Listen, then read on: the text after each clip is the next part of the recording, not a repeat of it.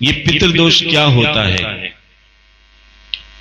जिस घर में वंश की बेल आगे ना बढ़े, कहते हैं ना कि शादी को 5 साल हो गए, 7 साल हो गए, 10 साल हो गए, लेकिन वंश की बेल आगे नहीं बढ़ रही, कोई संतान नहीं हो रही, घर में बरकत नहीं होती, घर में क्लेश रहता हो, या इस प्रकार की कई समस्याएं जब आती हैं, और जब हम किसी विद्वान ज्योतिषाचार्य को अपनी समस्या बताते हैं,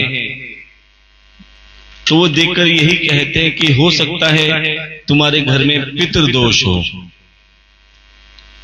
और पितृदोष का उपाय या तो उज्जैन में जाके किया जाता है या किसी तीर्थ में, और वहां जाकर भी अगर समस्या का समाधान ना निकले, तब विद्वान कहते हैं कि जीवन में एक बार भागवत कथा करवाओ, क्योंकि जो भागवत कथा करवा लेता है, विश्वास मानना, वो 15 पीढ़ियां तार लेता है अपनी, 7 आगे की, 7 पीछे की, और एक अपनी। इसीलिए सामर्थ्य हो तो जीवन में एक बार भागवत कथा अवश्य कराओ, और सामर्थ्य ना हो तो चिंता मत करो, जहां भी कथा हो रही हो प्रेम से कथा सुनो, और जो भगवान ने आपको इतना सामर्थ्य दिया है तो उस कथा में सेवा भी करो। और कहते हैं जो प्रेम से, श्रद्धा से कथा सुनते हैं, पूर्ण विश्वास के साथ, भक्ति के साथ ठाकुर जी की तन मन धन से सेवा करते हैं, उसे भी संपूर्ण भागवत कराने का ही फल प्राप्त होता है। लेकिन इंसान समझ नहीं पाता, वो सोचता है कि मैं ही सब कुछ हूं, मेरे द्वारा परिवार चल रहा है, मेरे द्वारा ही कार्य हो रहा है। जिसके अंदर मैं और मेरा आ जाता है, प्यारे मेरा ठाकुर उससे बहुत दूर हो जाता है। अगर ठाकुर को पाना है, गोविंद को पाना है, तो सबसे पहले अपने अंदर से मैं और मेरा निकाल दो, क्योंकि ठाकुर और आपके सामने एक दीवार है, जिसके कारण भगवान सामने होते हुए भी नहीं दिखाई देते, और वो दीवार है अहंकार की। और अहंकार के 2 पुत्र, मैं और मेरा। जब तक इंसान के अंदर मैं और मेरा रहेंगे, प्यारे भगवान सामने होते हुए भी दिखाई नहीं देंगे। अगर भगवान को पाना है, भगवान के दर्शन करने हैं, तो अपने अंदर से मैं निकाल दो कि प्रभु मेरा कुछ नहीं है, जो कुछ है सब तेरा है, मेरा हर कार्य तेरे लिए है, मेरा हर कर्म तेरे लिए है। लेकिन सब कुछ जानते हुए भी इंसान अहम में जीता है, अहंकार में जीता है कि हम क्यों भगवान के पास आए, क्या कमी है हमारे पास? हमारे पास सब कुछ तो है, सुख है, साधन है, धन है, दौलत है, जमीन है, जायदाद है। ये क्या है प्यारे? ये खिलौने हैं जिस पे ये इंसान फूला नहीं समाता, और चैन से सोता है कि मेरे पास कोई कमी नहीं है। देखो, ये जो सब कुछ सुख साधन है, धन दौलत है, ऐशो आराम है, ये सब मेरे ठाकुर ने ही दी है। लेकिन ये इंसान इस सबको अपना मान लेता है और देने वाले को ही भूल जाता है। सारी जिंदगी चैन से सोता है कि मेरे पास कोई कमी नहीं, जबकि भगवान ने तुम्हें 2 चीजें दी हैं बिल्कुल निःशुल्क, जिसकी कोई कीमत नहीं ली। लेकिन उसकी कदर कब पता चलती है प्यारे? जब समय निकल जाता है। 2 चीजें कौन कौन सी हैं? एक तुम्हारा समय और दूसरा तुम्हारी श्वास, जो बिल्कुल निःशुल्क मिली है, फ्री में मिली है। लेकिन ये दोनों कीमती चीजें इंसान व्यर्थ में गवा रहा है, व्यर्थ के कामों में अपना समय बर्बाद कर रहा है, और व्यर्थ की बातों में अपनी श्वासों को नष्ट कर रहा है। लेकिन इसकी कीमत कब पता चलती है? प्यारे, जब अंत समय आता है, अंत समय जब अस्पताल में इंसान वेंटिलेटर मशीन पे लग जाता है, वेंटिलेटर मशीन में आपने देखा होगा एक टीवी होता है जिसमें वो लाइनें ऐसे ऐसे चलती हैं। इसका मतलब तुम्हारी सांसें चल रही हैं, लेकिन जैसे ही वो सीधा लाइन चल जाती है, समझ लेना इंसान के प्राण पखेरु उड़ गए। उस समय धर्मराज सामने आता है कि जब किसी का अंत समय आता है, कुछ समय पहले वो सब रिश्तेदारों को भूल जाता है, पहचानना भूल जाता है। क्यों? क्योंकि उस समय उसके कनेक्शन परमात्मा से जुड़ जाते हैं, संसार से हट जाते हैं। उस समय परमात्मा से कहता है कि मैंने जीवन भर धन के पीछे भागा रहा, झूठ बोला, बेईमानी करी, सब काम करे, लेकिन प्रभु मुझे क्षमा कर दो, मेरी सारी धन दौलत ले लो, लेकिन मुझे एक श्वास उधार दे दो। क्या मिलेगी? सारी धन दौलत ले लो, मेरे को एक सेकंड उधार दे दो। क्या एक सेकंड उधार मिलेगा? क्योंकि प्यारे, जब भगवान ने तुम्हें सब कुछ दिया, तुमने समय भी बर्बाद किया और श्वासों को भी बर्बाद किया। भगवान तुम्हें समय समय पर आगाह करता है, अभी भी वक्त है, जाग जाओ, कथा में आ जाओ। क्योंकि कहते हैं जो सोवत है सो खोवत है, जो सोवत है सो खोवत है, और जो जागत है सो पावत है। इंसान सारी जिंदगी सोने में ही निकाल देता है। भगवान ने तुम्हें कितनी लंबी उम्र दी है। पहले तो सतयुग में लोग लाखों वर्ष तक जीते थे, त्रेता में हजारों वर्ष तक जिए, द्वापर में सैकड़ों वर्ष तक जिए, अब कलयुग में कितनी उम्र रह गई है? 40 साल 35 साल में तो दुनिया भर की बीमारियां लग जाती हैं। जिसके घुटनों में दर्द होना चालू हो जाए, समझ लेना उसका रिचार्ज कूपन समाप्त होने जा रहा है। तभी भगवान संत महात्माओं को भेजता है, और जो 70 पार कर लेती हैं उन्हें कहते हैं पुराना घी खा रखा है। अगर आप चाहते हो कि हमारा रिचार्ज कूपन फिर से आरंभ हो जाए, तो प्यारे जाग जाओ, क्योंकि आधी जिंदगी तो तुमने सोने में गवा दी, क्योंकि रात सोने के लिए होती है। लेकिन बाकी जो जिंदगी बचती है प्यारे, जो परमात्मा से दूर होता है ना, वो भी सोए बराबर ही है। इसलिए संत महात्मा तुम्हें समझाते हैं कि जिंदगी कितने दिन की है। प्यारे, जिंदगी केवल 4 दिन की है। सबसे पहला बचपन, फिर किशोर अवस्था, फिर युवा अवस्था, और उसके बाद बुढ़ापा। और ये चारों अवस्थाएं कब आती है और कब निकल जाती है कुछ पता नहीं चलता। बचपन से इंसान जवानी में कब कदम रखता है पता नहीं लगता, जवानी से बुढ़ापा कब आ जाता है पता नहीं लगता। इसीलिए कहते हैं प्यारे, सत्संग का, कथा का सबसे अच्छा समय कौन सा है? बचपन में भक्ति अमृत के समान है। बचपन में भक्ति अमृत के समान है, जवानी में भक्ति दूध घी के समान है, और बुढ़ापे में केवल पानी के समान है। बचपन में अमृत नहीं पिया कोई बात नहीं, जवानी में दूध घी नहीं पिया कोई बात नहीं, लेकिन कम से कम बुढ़ापे में पानी तो पी लो। और अपने बच्चों को ये कथा का अमृत जरूर पिलाओ, क्योंकि खेलते कूदते बच्चे जब कथा में 10 बातें सुनेंगे तो एक बात तो दिमाग में बैठेगी, और अगर एक बात दिमाग में बैठ गई तो प्यारे वो आपका बुढ़ापा भी सुधार देगी। जानने की असल में भागवत कथा क्या है, कि भागवत कथा कोई पुस्तक, कोई ग्रंथ, कोई किताब नहीं है। ये साक्षात श्री कृष्ण का ही स्वरूप है, कि जब जरा नाम के शिकारी ने अपने तीर से श्री कृष्ण जी पर तीर चलाया था, तो वो तीर हमारे ठाकुर जी के पदम पे लगा और वो अपने परम धाम को जाने लगे। तभी उद्धव जी ने कहा कि हे गोविंद, हे माधव, कि आपके जाते ही कलयुग का आगमन हो जाएगा और इस कलयुग में ये जीव राक्षस प्रवृत्ति का हो जाएगा। और ये राक्षस प्रवृत्ति कैसी होती है? जो दिखने में कुछ होती है, असल में कुछ होती है, कहती कुछ है और करती कुछ है।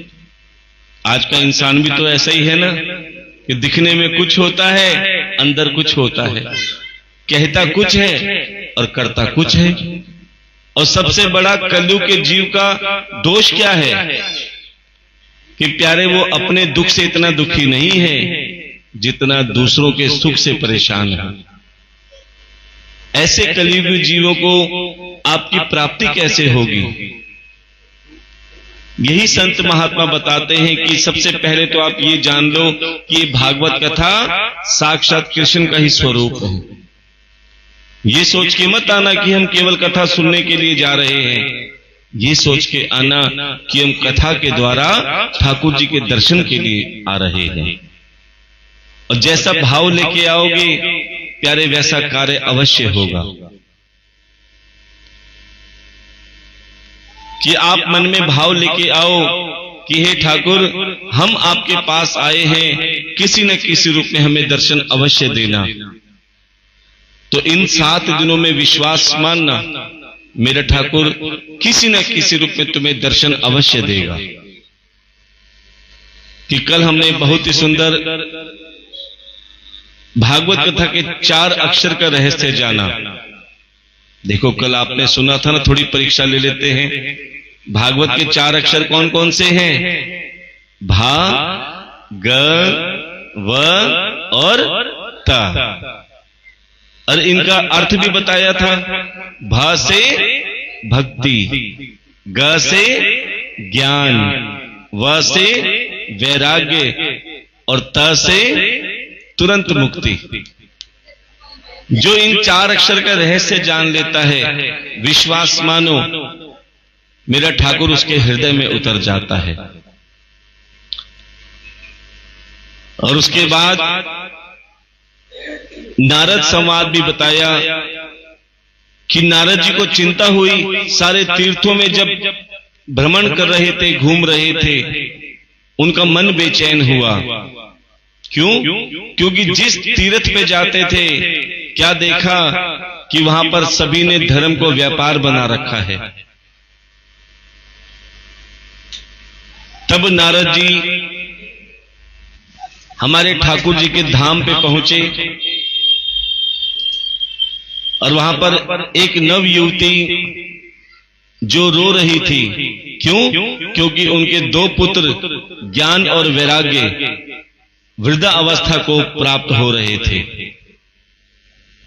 तब नारद जी ने उन्हें हमारे ठाकुर जी की बहुत सुंदर लीलाओं का वर्णन अर्थात श्रीमद् भागवत कथा श्रवण करा के उन ज्ञान वैराग्य और भक्ति को जागृत किया।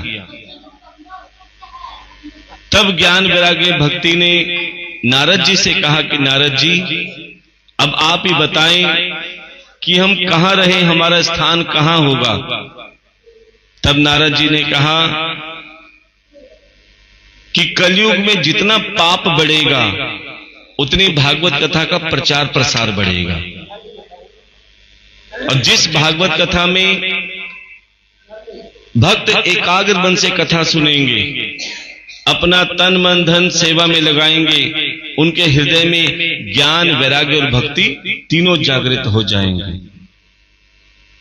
और प्यारे, इस कथा को सुनकर 84 लाख योनियों में अगर कोई भी जीव इस कथा के प्रांगण में आ जाता है, उसका उद्धार निश्चित रूप से हो जाता है। फिर चाहे वो इस योनि में हो या किसी योनि में हो या प्रेत योनि में भी हो। कल बताया था ना, धुंधकारी जैसे प्रेत की भी मुक्ति हो गई। इसीलिए हम आपसे भी कहते हैं कि आप प्रेम से कथा श्रवण करो, निश्चित रूप से आपको भक्ति और मुक्ति अवश्य मिलेगी। लेकिन कब? जब आप बिल्कुल सरल भाव लेकर आएंगे।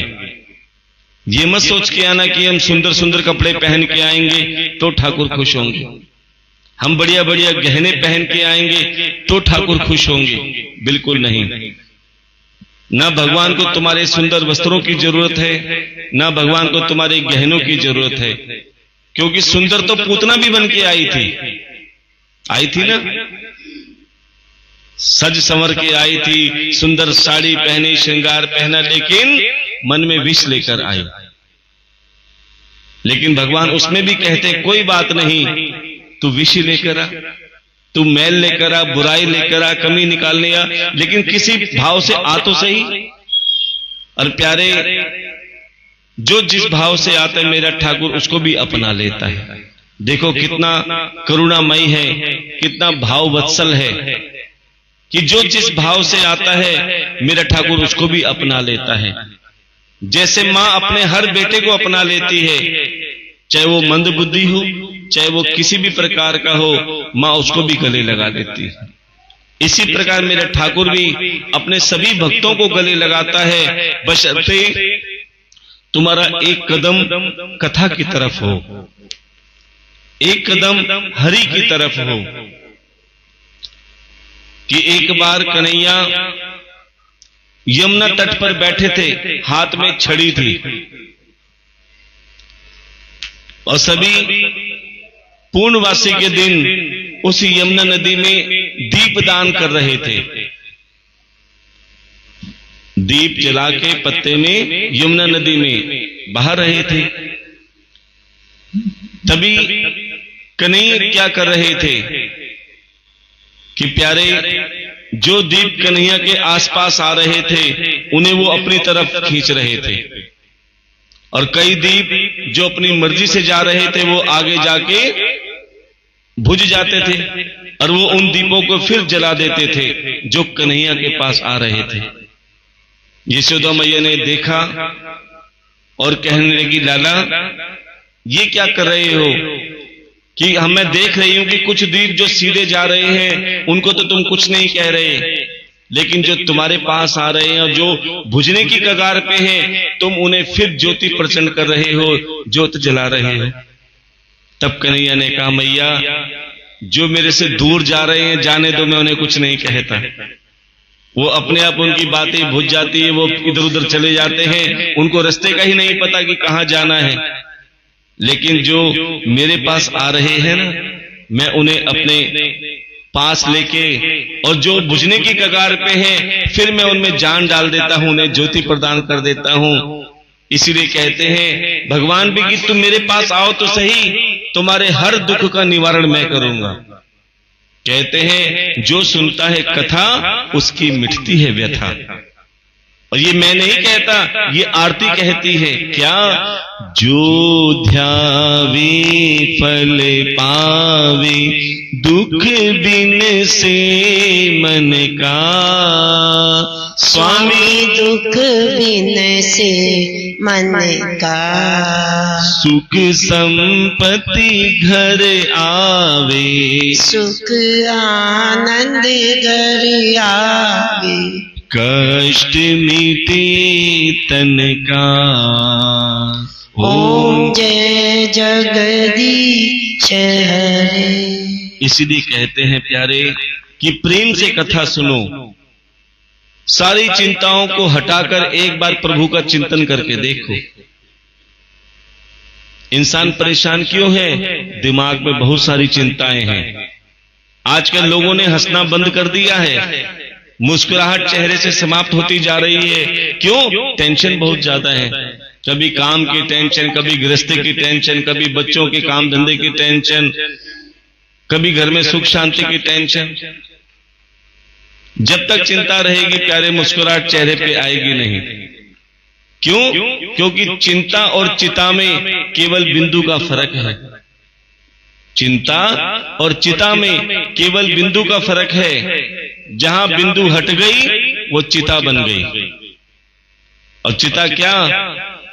मरने के बाद जलाई जाती है ना, लेकिन चिंता इंसान को जीते जी जलाती है। जिंदा लाश बन के चलता है इंसान जब ज्यादा चिंता करता है। ध्यान देना, दुनिया भर की बीमारियां लग जाती हैं, कभी शुगर, कभी थायराइड, कभी कुछ कभी कुछ। ये कहते हैं ना शुगर मीठे से होती है, बिल्कुल नहीं होती। शुगर होती है चिंता से। अगर आपको अपने रोग ठीक करने हैं तो कथा में आ जाओ, पूरी चिंता छोड़ दो, केवल गोविंद का चिंतन करो कि अब गोविंद सारी चिंता तू संभाल, हम तो तेरा चिंतन करने के लिए आए हैं, हम तो तेरी कथा सुनने के लिए आए हैं। भगवान कहते हैं कोई बात नहीं, जो मेरा चिंतन करता है उसकी चिंता मैं करता हूं, जो मेरी कथा सुनता है उसकी सेवा मैं करता हूं, और जो मेरी तन मन धन से सेवा करता है उसके भंडार भरने की जिम्मेदारी भी मेरी होती है। इसीलिए प्यारे कि आप बेफिक्र होकर सारी चिंताओं को मंदिर से बाहर छोड़कर आए, क्योंकि बाहर ये मोहमाया जकड़ लेगी। इसलिए जैसे मंदिर में आओ प्यारे, वो चिंताओं का थैला बाहर लटका दो, और जब कथा में बैठो मुस्कुराते हुए बैठो। आपके बच्चे आपको कैसे अच्छे लगते हैं? रोते भी लगते हैं या हंसते हुए? कैसे अच्छे लगते हैं? हंसते हुए। ऐसे जब तुम कथा में प्रसन्नता के साथ कथा सुनते हो, हंसते कथा सुनते हो, मुस्कुराते हुए सुनते हो, तो प्यारे मेरा ठाकुर भी बड़ा प्रसन्न होता है। इसीलिए भगवान से यही कहो कि हे गोविंद, अब हम आपकी शरण में हैं। जैसे हम अपने बच्चों का ध्यान रखते हैं ऐसे आप हमारा भी ध्यान रखना, क्योंकि हम भी तुम्हारे ही बच्चे हैं। लेकिन उसके बाद भी इंसान परेशान क्यों है? क्योंकि वो सरल रहना ही नहीं चाहता, अहंकार नहीं जाता, अभिमान नहीं जाता, जैसे दुर्योधन के अंदर था। आजकल आप देख रहे हो 80% घरों में महाभारत हो रही है। 80% घरों में महाभारत क्यों हो रही है? क्योंकि 80% घरों में आज भी महाभारत के 4 कलाकार मौजूद हैं, जिसकी वजह से महाभारत हुई। और ये 4 कलाकार कौन कौन से हैं? ध्यान देना। सबसे पहला धृतराष्ट्र, दूसरा दुर्योधन, तीसरा दुशासन और चौथा द्रौपदी। ये 4 कलाकार की वजह से महाभारत हुई है, और यही 4 कलाकार आज भी 80% घरों में आज भी मौजूद हैं, जिसकी वजह से घरों में कलेश होता है, महाभारत होती है। और ये 4 कलाकार में कैसे कैसे कलाकार हैं? धृतराष्ट्र, कौन थे धृतराष्ट्र? जो आंख में पट्टी बांधे थे। और आज के माता पिता भी धृतराष्ट्र ही हैं, ध्यान देना।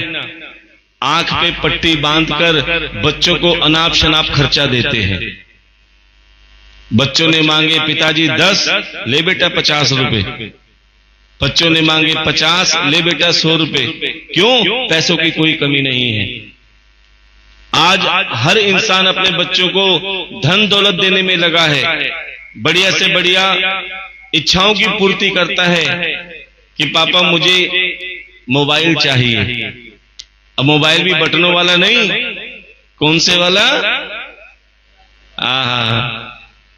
अब पिताजी के पास तो बटन वाला फोन और बच्चों के पास बढ़िया बढ़िया फोन। अब चाहे वो किस्तों में लें चाहे कुछ करें। अब आंख में पट्टी बांध के बच्चों को मोबाइल दे तो दिया, लेकिन बच्चे क्या करते हैं? रात को 12-12, 1-1 बजे तक लगे रहते हैं फोन पे।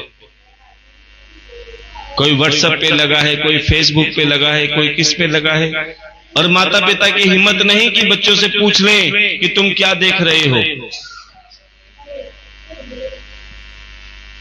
इसीलिए बच्चे भटक रहे हैं। प्यारे, जो देखेंगे वही मन में भाव जगेगा और वही कार्य करेंगे, जिसकी वजह से घरों में कलेश हो रहा है। आज के समय में बच्चों के सबसे बड़े दुश्मन कौन हैं? कौन है?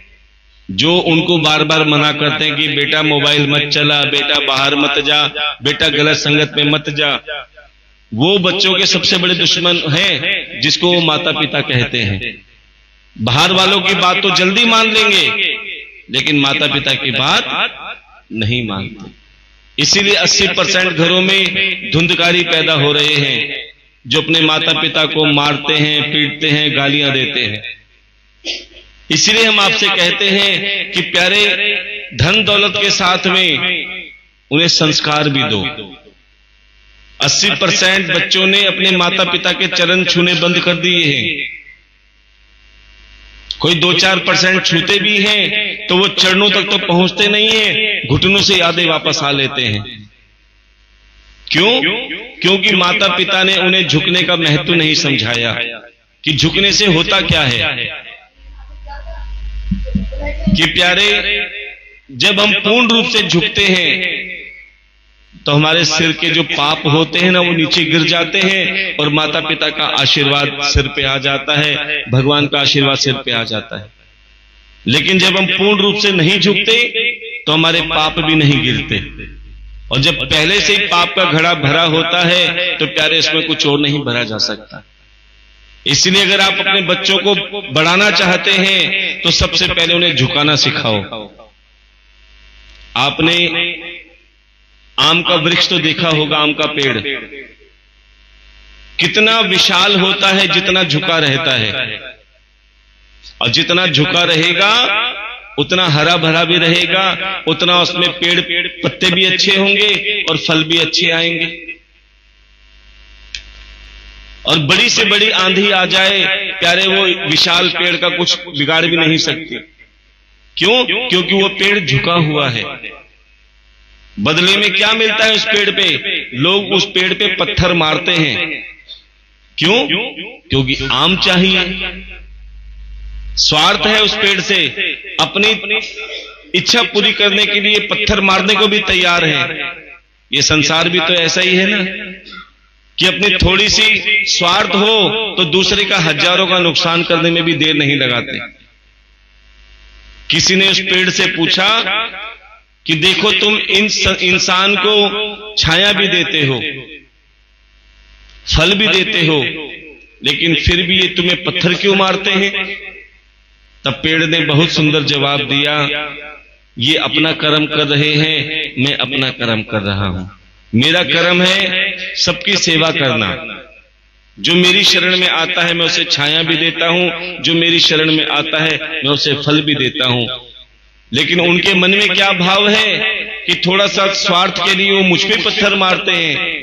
तो प्यारे, जो जैसा करेगा ऊपर वाला देख रहा है। क्योंकि हम कोई कर्म करते हैं ना, दो ही कर्म होते हैं, तो पाप का या पुण्य का। पाप करते समय इंसान यहां देखता है, कोई देख तो नहीं रहा, इधर देखता है, कोई देख तो नहीं रहा, लेकिन ऊपर देखना भूल जाता है। प्यारे, तुम्हारा कैमरा ऑफलाइन हो सकता है, लेकिन मेरे ठाकुर का कैमरा हमेशा ऑनलाइन रहता है। इसीलिए प्यारे, कर्म ऐसा करो जिसका भुगतान भी स्वयं तुम्हें ही करना पड़ेगा, क्योंकि जैसा बीज बोओगे वैसा फल तुम्हें ही काटना पड़ेगा। कि अगर गेहूं का दाना बोया है, एक दाना डालते हो तो कई गुना कली खिलती है और कई गेहूं के दाने बनते हैं। एक आम का बीज डालते हो और भगवान के भरोसे छोड़ देते हो तो वो पेड़ भी बनेगा और कई फल भी आएंगे। लेकिन अगर आपने बबूल का बीज बो दिया, अर्थात कांटों का बीज बो दिया, तो क्या उसमें आम आएंगे? क्योंकि प्यारे, जो बीज बोओगे उसका फल भी तुम्हें ही मिलेगा। इसलिए जितना हो सके सत्संग में लग जाओ, सेवा में लग जाओ, भगवान का नाम ले लो, क्योंकि यही साथ जाएगा। बाकी इस धरा पर सब धरा रह जाएगा। इसीलिए सबसे पहले अपने मन को सरल बनाओ कि प्यारे, धृतराष्ट्र कभी भी आंख में पट्टी बांधकर अपने बच्चों को अनाप शनाप खर्चा मत दो। बताया था ना कि एक पौधा धूप में रखो और एक पौधा अपने एयर कंडीशन कमरे में रखो, तो कौन सा मुरझा जाता है? जो एयर कंडीशन में होता है। जो धूप में होता है प्यारे, वो हवा भी सहता है, आंधी भी सहता है, बारिश भी सहता है, मजबूत बनता है, संघर्ष करता है। ऐसे अपने बच्चों को ज्यादा लाड प्यार में मत पालना अगर सुखी होना चाहते हो। वो बच्चे ज्यादा दुख देते हैं जो बचपन में लाड प्यार से पाले जाते हैं। अपने बच्चों को संघर्ष करना सिखाओ, मजबूत बनाओ, और वही बच्चे माता पिता का नाम रोशन करते हैं जो मजबूत बनते हैं। उसके बाद दुर्योधन। दुर्योधन कौन है? जिसकी वजह से घर में महाभारत हो रही है। जो माता पिता की संपत्ति पर आंख गड़ाए, जो अपने भाइयों की संपत्ति पर आंख गड़ाए। आज आप देख रहे हो भाई भाई का दुश्मन बन रहा है। पिता और पुत्र आपस में मारकाट कर रहे हैं। किसके पीछे? संपत्ति के पीछे। कि बड़े को ज्यादा क्यों मिल गई, छोटे को कम क्यों मिल गई, उसको ये क्यों मिल गया, उसको यूं क्यों मिल गया। यही घर में महाभारत हो रही है 80% घरों में आज भी। इसीलिए प्यारे कि जिस घर में दुर्योधन होता है उस घर में भी महाभारत होती है। उसके बाद दुशासन। दुशासन कौन? जो पराई स्त्री पर नजर रखे। इसके ऊपर भी महाभारत चल रही घरों में कि जो पराई स्त्री पर नजर रखता है और वो भी बुरी नजर रखता है। आज आप देख रहे हो समाचारों में, अखबारों में, कोई नाले में, कोई खेत में लाश मिलती है, कोई कहीं मिलती है। ये किसका है? ये पर स्त्री गमन का ही चक्कर है। उसके बाद चौथा पात्र है द्रौपदी। द्रौपदी कौन? जो बिना सोचे समझे बोल दे। द्रौपदी ने दुर्योधन को एक शब्द कहा था बिना सोचे समझे। क्या? अंधे का पुत्र अंधा। जिसकी वजह से पूरी महाभारत छिड़ गई। और आज भी 80% घरों में द्रौपदी आज भी है। और वो द्रौपदी कौन है? जो बिना सोचे समझे कुछ भी बोल दे, चाहे सामने सास हो, ससुर हो, जेठ हो, जेठानी हो या कोई भी हो, जो बिना सोचे समझे बोल दे, प्यारे वो द्रौपदी ही है। आज इसकी वजह से भी कलेश हो रहा है। इसलिए प्यारे अगर आप चाहते हो घर में महाभारत ना हो तो प्यारे आज से ही गुड़ मत दो, गुड़ जैसी बात ही कर लो। क्या? गुड़ मत दो, गुड़ जैसी बात ही कर लो। और कहते हैं जिस घर में मिठास नहीं होती उस घर में चींटियां भी नहीं आती। आज एक काम करना मेरे कहने से, अपने घर जाना और आईना जरूर देखना। आईना समझते हो ना? क्या होता है? शीशा। जैसे ही तुम आईना देखोगे, आईने में आपके होंठ धनुष की तरह दिखाई देंगे। आपके होंठ धनुष की तरह दिखाई देंगे और उस धनुष में से शब्दों के तीर निकलते हैं। जो आप बातें करते हो ना, ये शब्दों के तीर होते हैं। अगर मीठे बातें करोगे तो मीठे तीर निकलेंगे, किसी के दिल में प्रवेश कर जाएंगे। और अगर कड़वे वचन बोले, तीखी बातें बोली, तो प्यारे वही तीर किसी के दिल को चीर जाएंगे। इसीलिए प्यारे हमेशा प्रेम से बोलो, मीठा बोलो। और जब तुम्हारे मन में प्रेम रहेगा, मुख में प्रेम रहेगा, तो मेरा ठाकुर भी तुम्हारे आसपास ही रहेगा। क्योंकि जहां प्रेम होता है वहां भगवान होते हैं। जहां प्रेम होता है वहां नारायण होते हैं। और जहां नारायण होते हैं वहां लक्ष्मी अपने आप आती है। क्योंकि जहां कलेश होता है वहां लक्ष्मी नहीं आती, घर में बरकत नहीं होती। इसलिए आप चाहते हो कि हमारे घर में लक्ष्मी का वास हो। कौन कौन चाहता है हमारे घर में लक्ष्मी का वास हो? बोले महाराज तभी तो आए हैं।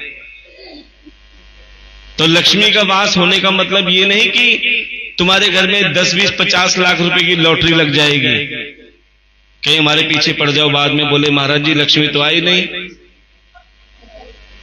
लक्ष्मी आने का मतलब ये नहीं कि तुम्हारी लॉटरी लग जाएगी, लक्ष्मी आने का मतलब ये है कि तुम्हारे पास अगर धन ना भी हो लेकिन मेरा ठाकुर तुम्हारा काम कभी रुकने नहीं देगा।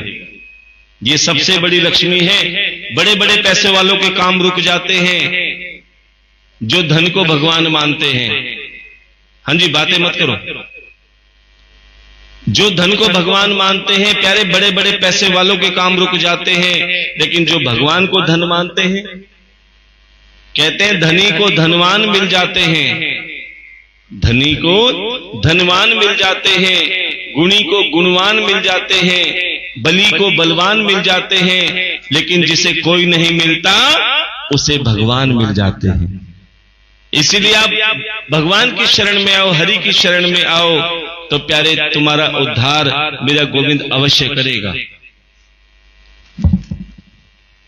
तो भागवत कथा में कुछ नियम बताए गए हैं, जो इन नियम का पालन करेगा, विश्वास मानो, उसके घर में सुख शांति आएगी, उसके घर में लक्ष्मी का वास होगा, उसके घर में प्रेम का वातावरण बनेगा। जिसके घर में बच्चे कलेश करते हैं, पतिदेव कलेश करते हैं, या बहू ऐसी आई जो कलेश करती है, बिल्कुल सब शांत हो जाएंगे अगर आप इन नियम का पालन करोगे। तुम्हारे घर में प्रेम का वातावरण बनेगा, घर में खुशियां आएंगी, और जब घर में खुशियां आएंगी तो लक्ष्मी अपने आप आएगी।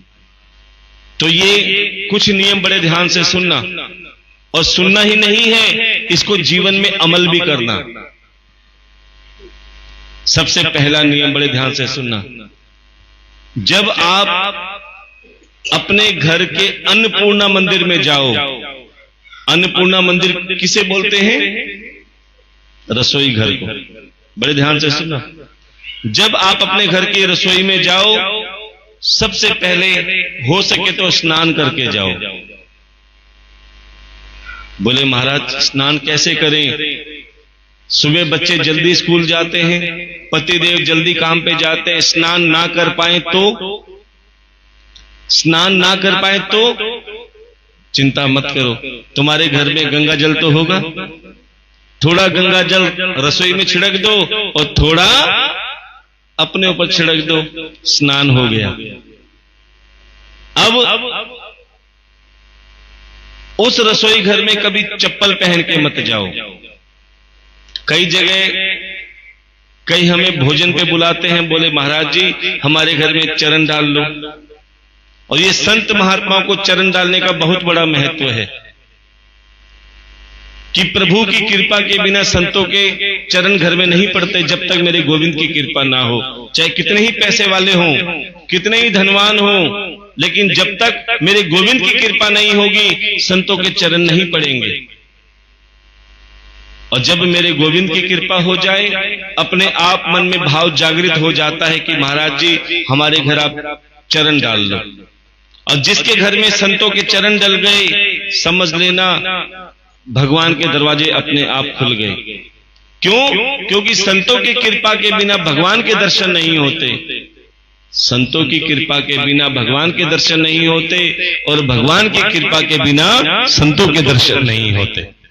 इसीलिए जब संतों के चरण डल जाते हैं तो समझ लेना तुम्हारे जीवन के रास्ते अपने आप खुल जाते हैं। अब प्यारे,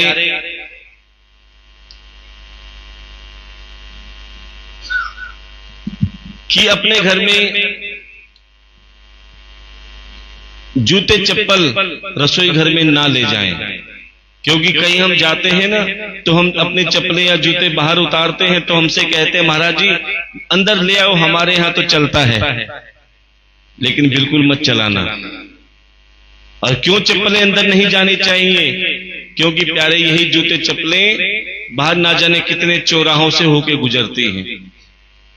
आपने चौराहों पे देखा है ना, कोई दीपक जलाते हैं, कोई मिठाई रखते हैं, कोई कुछ रखते हैं। ये क्या होता है? ये अपनी बला तो छोड़ आते हैं, और जिस पर वो पैर पड़ता है, जिसको वो लांग के जाते हैं ना, वो बला उसके साथ आ जाती है। इसीलिए अगर वो जाने अनजाने में बला आ भी जाती है तो चप्पलों को बाहर ही रखो, बला बाहर ही रहेगी। जब वो रसोई घर में चप्पल लाते हो तो प्यारे वो कष्ट, वो संकट तुम्हारे घर में भी आ जाते हैं। मेरी बात किस किस को समझ में आ रही है? तो बड़े ध्यान से सुनना, क्योंकि जो इन नियम का पालन करेगा, विश्वास मानो, उसके घर में खुशियां भी आएंगी, प्रेम भी आएगा और घर में बरकत भी होगी। अगला नियम कि आपको पता है घर की लक्ष्मी कौन होती है? कौन होती है घर की लक्ष्मी? औरत। जोरदार तालियों का स्वागत करेंगे। लेकिन एक लक्ष्मी और भी है।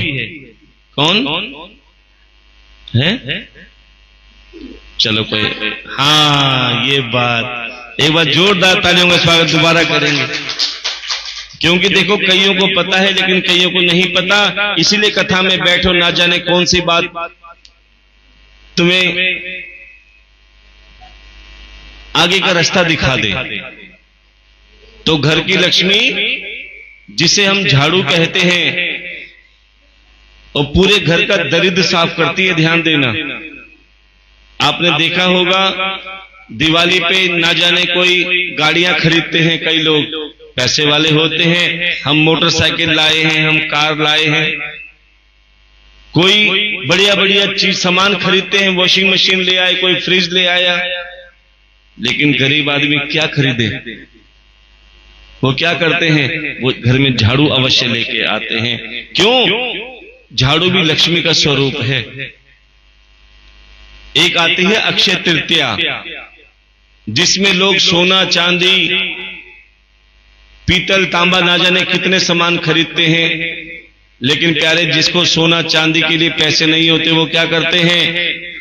कुछ बर्तन ले आते हैं और साथ में झाड़ू भी लेके आते हैं। क्यों? क्योंकि प्यारे वो झाड़ू लक्ष्मी का स्वरूप है।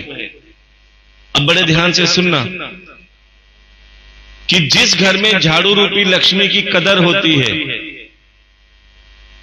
और ये कदर कैसे होती ये भी बता देते हैं कि कभी भी झाड़ू को उल्टा खड़ा मत करना, क्योंकि जिस घर में झाड़ू को उल्टा खड़ा किया जाता है पूरे परिवार का दिमाग उल्टा होने में देर नहीं लगती। कभी भी झाड़ू की तिल्लियां ढीली मत छोड़ना। जिस घर में झाड़ू की तिल्लियां या झाड़ू ढीली रहती है ना, जैसे तिल्लियां बिखरती हैं ऐसे परिवार बिखरने में भी देर नहीं लगती। झाड़ू को हमेशा टाइट रखो। दूसरा, तीसरा कि जैसे तुम अपने धन को संभाल के रखते हो, हर किसी की नजर अपने धन पे नहीं पड़वाते ना। कई जगह देखा जाता है बैठ के आराम से नोट गिन रहे और पड़ोसन आ जाए तो क्या करते हो?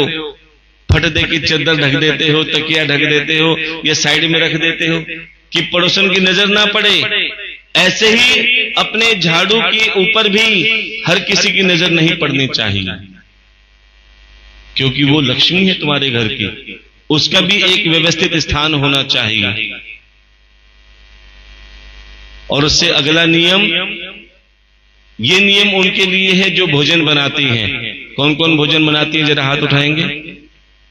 बहुत अच्छी बात है। ये आप सबके लिए, खाते तो सब हैं लेकिन बनाने वालों के ऊपर पूरा दारोमदार होता है। और जो बनाती है वो ध्यान देकर सुनेंगी कि जब भी भोजन बनाओ हमेशा प्रेम से भोजन बनाओ। कैसे बनाओ? कभी भी क्रोध में, चिंता में, टेंशन में भोजन मत बनाना। जब भी कोई चिंता हो, टेंशन हो ना, थोड़ी देर रुक जाना, भगवान का भजन कर लेना या अपने गुरु का दिया हुआ मंत्र का जाप कर लेना।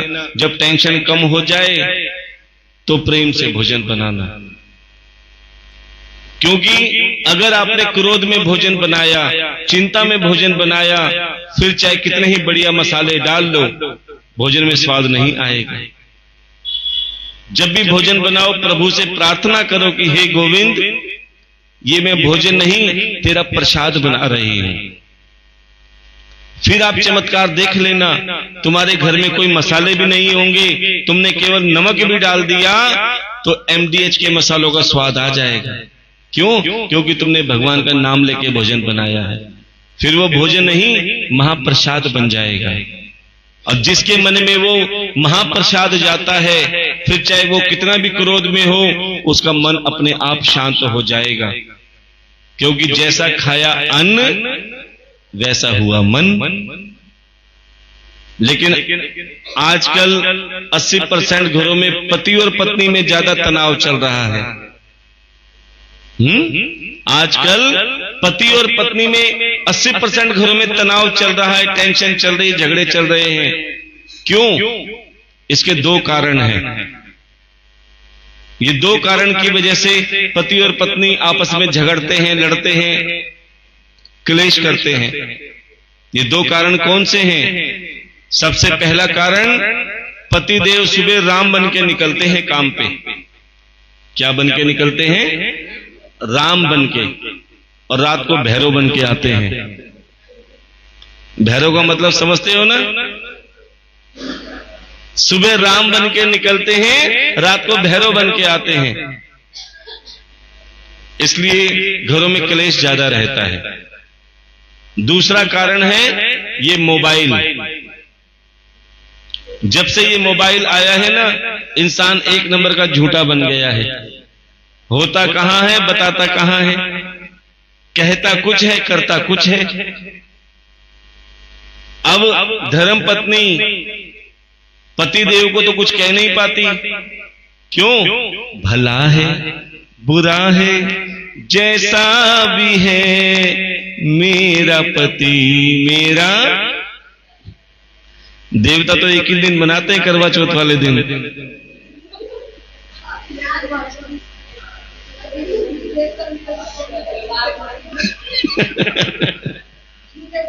तो कहने का भाव,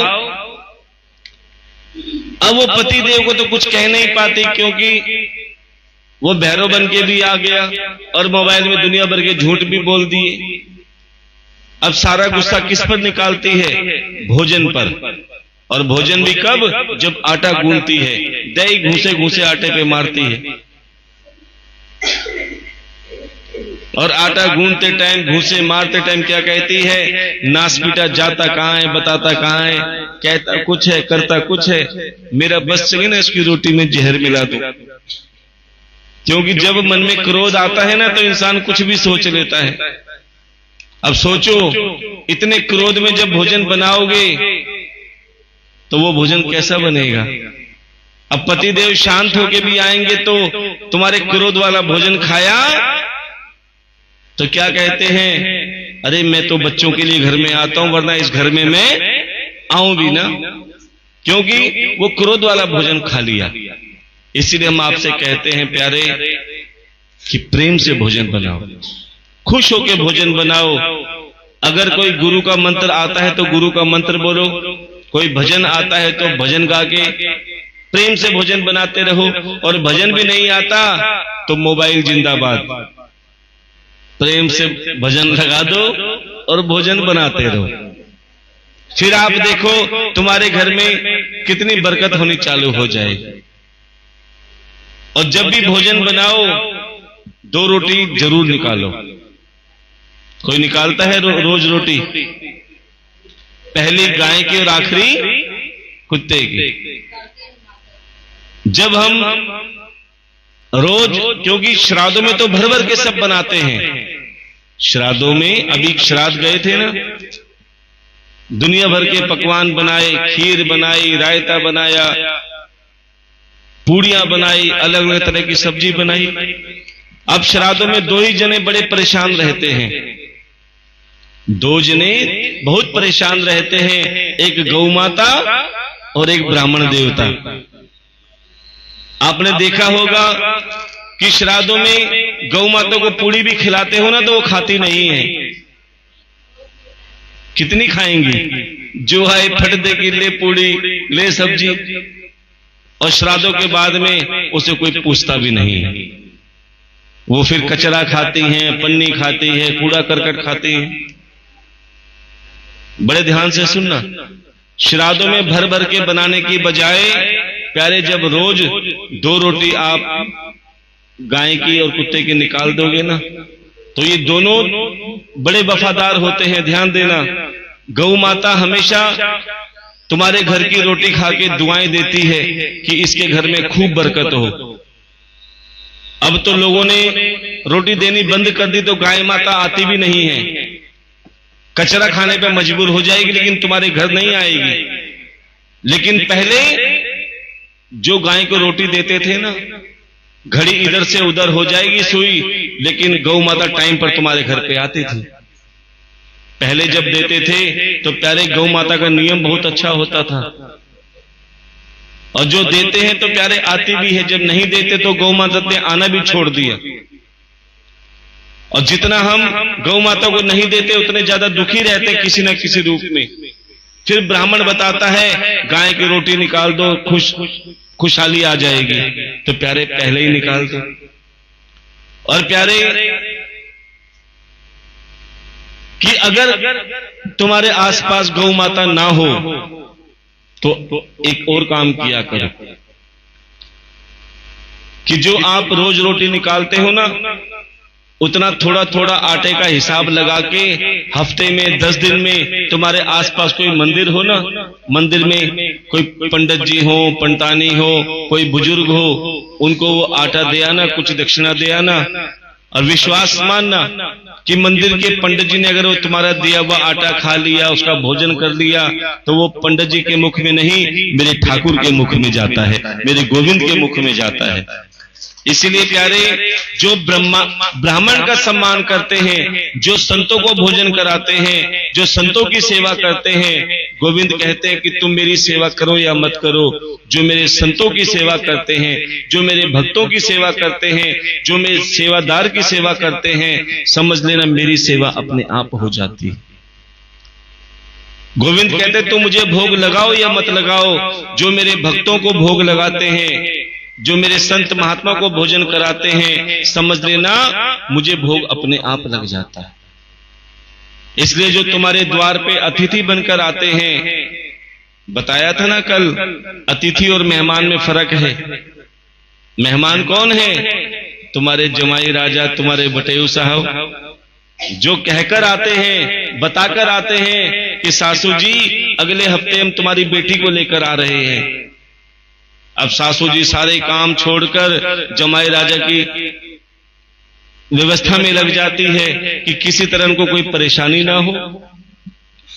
जो बता के आते हैं उसे मेहमान कहा जाता है, और अतिथि का मतलब अतिथि, जिसकी आने की कोई तिथि नहीं होती,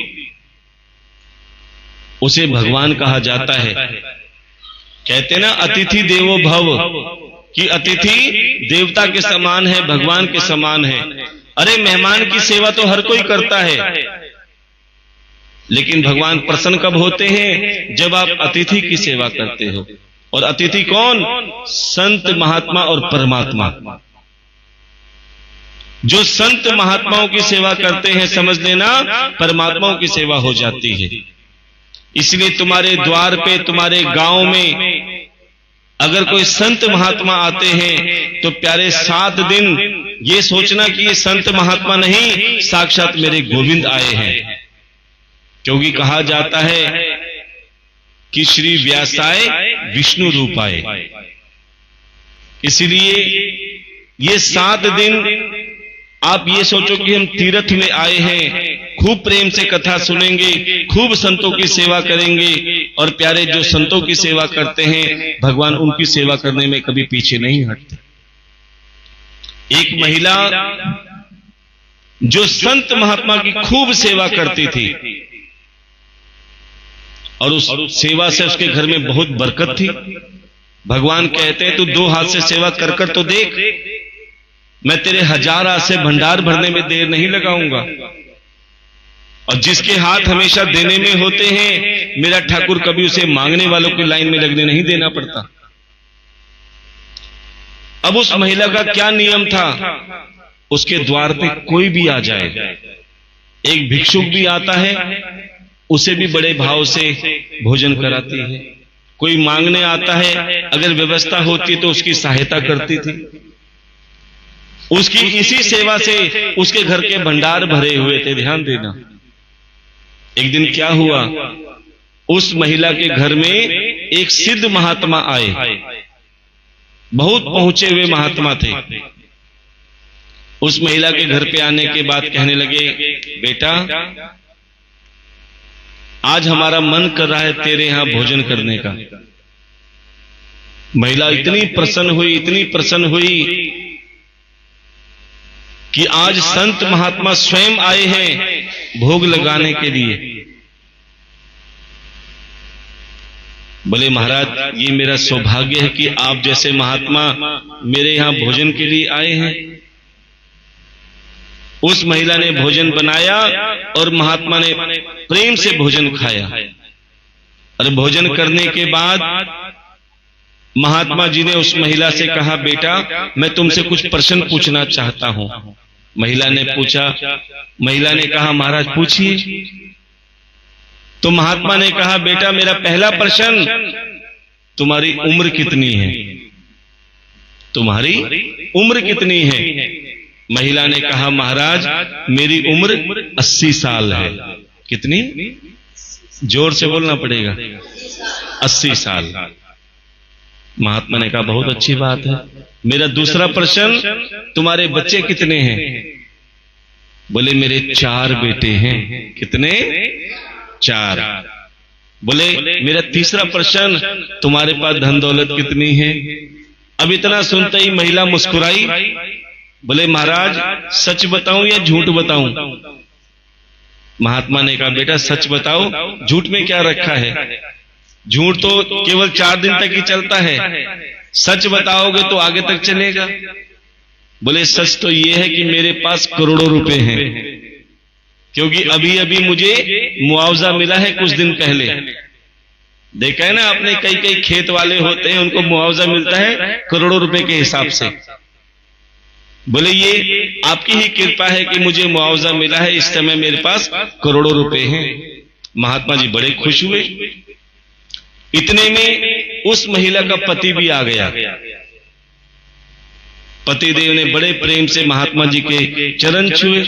महात्मा जी ने आशीर्वाद दिया और आशीर्वाद देने के बाद महात्मा जी उस महिला के पति से भी कहने लगे कि बेटा मैं तुमसे भी कुछ प्रश्न पूछना चाहता हूं। महिला के पति ने कहा महाराज पूछिए। महात्मा ने कहा बेटा तुम्हारी उम्र कितनी है? महिला के पति ने कहा मेरी उम्र 25 साल है। जबकि धर्मपत्नी ने कितनी बताई थी? अब महात्मा जी हैरान हो गए कि धर्मपत्नी 80 साल बता रही है, तुम 25 साल। चलो कोई बात नहीं। बोले मेरा दूसरा प्रश्न, तुम्हारे बच्चे कितने हैं? महिला के पति ने कहा मेरा एक बेटा है। जबकि पत्नी ने कितने बताए थे? अब महात्मा जी फिर हैरान। बोले कोई बात नहीं। मेरा तीसरा प्रश्न, तुम्हारे पास धन दौलत कितनी है? अब धन दौलत का नाम सुनकर महात्मा जी फिर पूछने लगे तो महिला का पति मुस्कुराया और कहने लगा महाराज सच बताऊं या झूठ बताऊं? बोले सत्य बताओ जैसे तुम्हारी धर्मपत्नी ने बताया। बोले बिल्कुल सत्य बताऊं? बोले हाँ। बोले मेरे पास केवल 1100 रुपए हैं। मेरे पास केवल 1100 रुपए हैं। और धर्मपत्नी ने कितने बताए थे? करोड़ों रुपए। अब महात्मा जी बिल्कुल हैरान हो गए कि धर्मपत्नी कुछ कह रही है, तुम कुछ कह रहे हो। बोले महाराज कुछ समझ नहीं आया। आपकी धर्मपत्नी 80 साल उम्र बता रही है और तुम 25 साल। तब महिला के पति ने कहा महाराज मेरी पत्नी भी बिल्कुल सही कह रही है और मैं भी सही कह रहा हूं। बोले कैसे? बोले उसकी उम्र है 80 साल, लेकिन मैं 25 साल उम्र इसलिए बता रहा हूं कि मुझे सदगुरु से दीक्षा लिए हुए केवल 25 साल हुए हैं। और कहते हैं प्यारे जब गुरु से दीक्षा ली जाती है तभी असली जन्म माना जाता है। इंसान के जन्म तो एक ही बार होता है, लेकिन 3 प्रकार से जन्म बताया गया है। पहला जन्म जब मां की कोख से ये जीव संसार में आता है, ये उसका पहला जन्म है, जिसमें वो खेलता है, कूदता है, शरारतें करता है, पढ़ाई लिखाई करता है, ये उसका पहला जन्म है। दूसरा जन्म, जब उस जीव का विवाह होता है। देखो, विवाह होते ही ना उस व्यक्ति का जीवन बदल जाता है। पहले उसने खूब खेल कूद किया, खूब शरारतें करी, लेकिन शादी के बाद सब खेल कूद फिर तो गृहस्थी बंधन में पड़ जाता है। अब मां की सुने तो घरवाली से नाराज, घरवाली की सुने तो मां से नाराज, प्यारे तालमेल बिठाने में ही लगा रहता है। अब प्यारे, वो दूसरा जीवन होता है जो सबको मनाने में लग जाता है। इसको मनाया तो वो नाराज, उसको मनाया तो वो नाराज। अब तीसरा और असली जन्म कब होता है? जब इंसान संसार जीवन से थक जाता है, जब उसे कहीं रास्ता नहीं दिखता, उसे हर जगह अंधेरा दिखता है, तब श्री सद्गुरु महाराज एक दीपक बन के आते हैं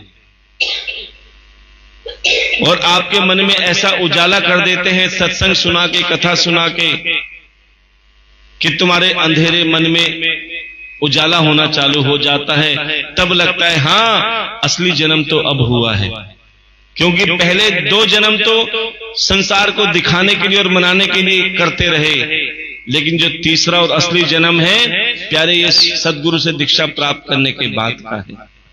इसलिए मैंने कहा कि मेरी उम्र 25 साल है।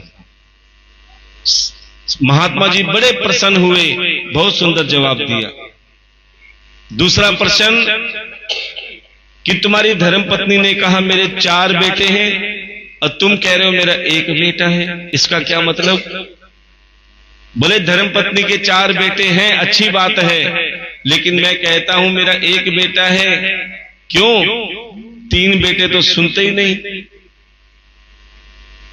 3 बेटे तो मेरी सुनते ही नहीं। और प्यारे, चाहे बेटे कितने भी हों, जो बेटा माँ बाप की कदर करे, जो बेटा माँ बाप की सेवा करे, असल में वही बेटा है, बाकी तो कर्जा है। कई लोगों की शिकायत होती है ना, महाराज मेरा बेटा मुझे बहुत गालियां देता है, मेरा बेटा मुझे बहुत मारता है, मेरा बेटा खूब शराब पीता है, पैसे ले जाता है चोरी कर करके। ये क्या है? ये कर्जा है। तुमने प्रारब्ध में किसी को कष्ट पहुंचाया होगा तो वही प्यारे बेटा बन के आया होगा। तुमने किसी का धन हरण किया होगा तो प्यारे वही बेटा तुमसे ले लेके वो बराबर कर रहा है। इसीलिए हम कहते हैं किसी को कष्ट मत पहुंचाओ, किसी को दुख मत दो, क्योंकि जब तुम किसी का कष्ट पहुंचाते हो, दुख देते हो, तो तुम्हारे ऊपर कर्जा हो जाता है। और वो किसी ना किसी रूप में, चाहे बेटा बन के, चाहे किसी भी रूप में आके प्यारे वो तुमसे कर्जा लेता है। और जो कोई बेटा अपने माता पिता की सेवा करता है, वो क्या है? वो तुम्हारे सत्कर्म का फल है कि तुमने अगर अपने माता पिता की सेवा की होगी तो प्यारे वो बेटा तुम्हारी भी सेवा करेगा, क्योंकि किए का फल सबको मिलता है। प्रारब्ध के कर्मों का फल सभी को मिलता है। अच्छा करोगे तो सुख के रूप में और बुरा करोगे तो दुख के रूप में तुम्हें ही भोगना पड़ेगा। अब प्यारे, महात्मा जी ने कहा यह भी बहुत अच्छी बात है, क्योंकि ये सच्चाई हमने देख रखी है। एक बार हम निगम बोध घाट में गए थे, एक शमशान घाट है दिल्ली का सबसे बड़ा, किसी की अंत्येष्टि पे गए थे। क्या देखा कि एक दिल्ली का करोड़पति सेठ जिसकी मृत्यु हो गई, उसके 4 बेटे अपने उस पिता को कंधा दे रहे हैं और पीछे हजारों की संख्या में भीड़। हमने पूछा ये कौन है? बोले ये दिल्ली का बहुत बड़ा सेठ है जिसके 4 बेटे उसे कंधा दे रहे हैं। हमने सोचा कितना सौभाग्यशाली पिता है जिसके 4 बेटे अपने पिता को कंधा दे रहे हैं। लेकिन जैसे अपने पिता को भगवान शंकर के आगे अर्थी को लिटाया, तभी चारों बेटे आपस में लड़ने लगे। क्यों? जब तक हमें हमारा हिस्सा नहीं मिलेगा, जब तक प्रॉपर्टी मेरे नाम नहीं होगी, तब तक हम अपने पिता को मुखाग्नि नहीं देंगे। अब प्यारे वो पिता अग्नि को भी तरसने लगा। इतना धन दौलत कमाने के बाद में भी, चार चार बेटे होने के बाद में भी प्यारे उसे अग्नि देने वाला कोई नहीं, क्योंकि वो आपस में प्रॉपर्टी के पीछे लड़ रहे थे। तब हमने मन में सोचा, इतनी धन दौलत कमाने के बाद में भी, इतनी पैसा कमाने के बाद में भी, चार चार बेटों के बाद में भी कितना दुर्भाग्यशाली पिता है जो मुखाग्नि के लिए भी तरस रहा है। इसीलिए कहते हैं प्यारे, बेटा चाहे एक हो, लेकिन ऐसा होना चाहिए जो माता पिता का आदर करे, सम्मान करे, सेवा करे। हम कथा में कहते हैं कि भगवान की पूजा करने से, भगवान की सेवा करने से माता पिता मिल जाएं, ये जरूरी नहीं। भगवान की सेवा करने से माता पिता मिल जाएं, ये जरूरी नहीं, लेकिन प्यारे माता पिता की सेवा करने से भगवान तुम्हें अवश्य मिलेंगे। इसलिए प्यारे, जो तुम्हारे घर में माता पिता हैं, उनकी सेवा में कोई कसर मत छोड़ो। जीते जी उनकी सेवा कर लो प्यारे, मरने के बाद कोई गारंटी नहीं है। और सच बताएं, अगर आप खुश रहना चाहते हैं, प्रसन्न रहना चाहते हैं, तो अपने बच्चों से उम्मीद करना भी छोड़ दें। क्योंकि आजकल बच्चों को खूब पढ़ाया लिखाया जाता है, इस काबिल बनाया जाता है, किस उम्मीद में? कि बुढ़ापे में ये हमारी सेवा करेंगे, यही तो उम्मीद होती है ना। लेकिन क्या होता है, जैसे उनकी शादी होती है, जैसे उनका परिवार बनता है, प्यारे वो बूढ़े माता पिता को छोड़ के चले जाते हैं। इसीलिए प्यारे, हम आपसे कहते हैं कि एक रिश्ता मेरे ठाकुर से भी जोड़ लो, चाहे पुत्र के रूप में, चाहे भाई के रूप में, चाहे पिता के रूप में, चाहे सखा के रूप में। कहते हैं ना, त्वमेव माता चे पिता त्वमेव, त्वमेव बंधु चे सखा त्वमेव। तुम इससे कैसा भी रिश्ता जोड़ लो प्यारे, वो रिश्ता मेरा ठाकुर अवश्य निभाता है। लेकिन कब? जब तुम सरल भाव से इसे अपनाओगे, कभी अभिमान से नहीं। क्योंकि जो झुकता है वही झुका सकता है, ध्यान देना। अब महाभारत हुई क्योंकि दुर्योधन झुकने को तैयार नहीं। सब समझाते थे, अरे दुर्योधन, अपने भाइयों को उनका हक दे दो। लेकिन दुर्योधन कहता था, मैं अपने भाइयों को अर्थात पांडव को एक सुई गज भर भी जमीन नहीं दूंगा। और यही झगड़ा आज भी चल रहा है, ध्यान देना। जब कन्हैया ने देखा कि महाभारत होके रहेगी, फिर भी शांति दूत बनके कन्हैया दुर्योधन के पास गए और उसे समझा रहे हैं कि दुर्योधन, कभी भी किसी की पराई संपत्ति पर आंख नहीं गाड़ते, भाइयों का हक दे दो। दुर्योधन नहीं माने।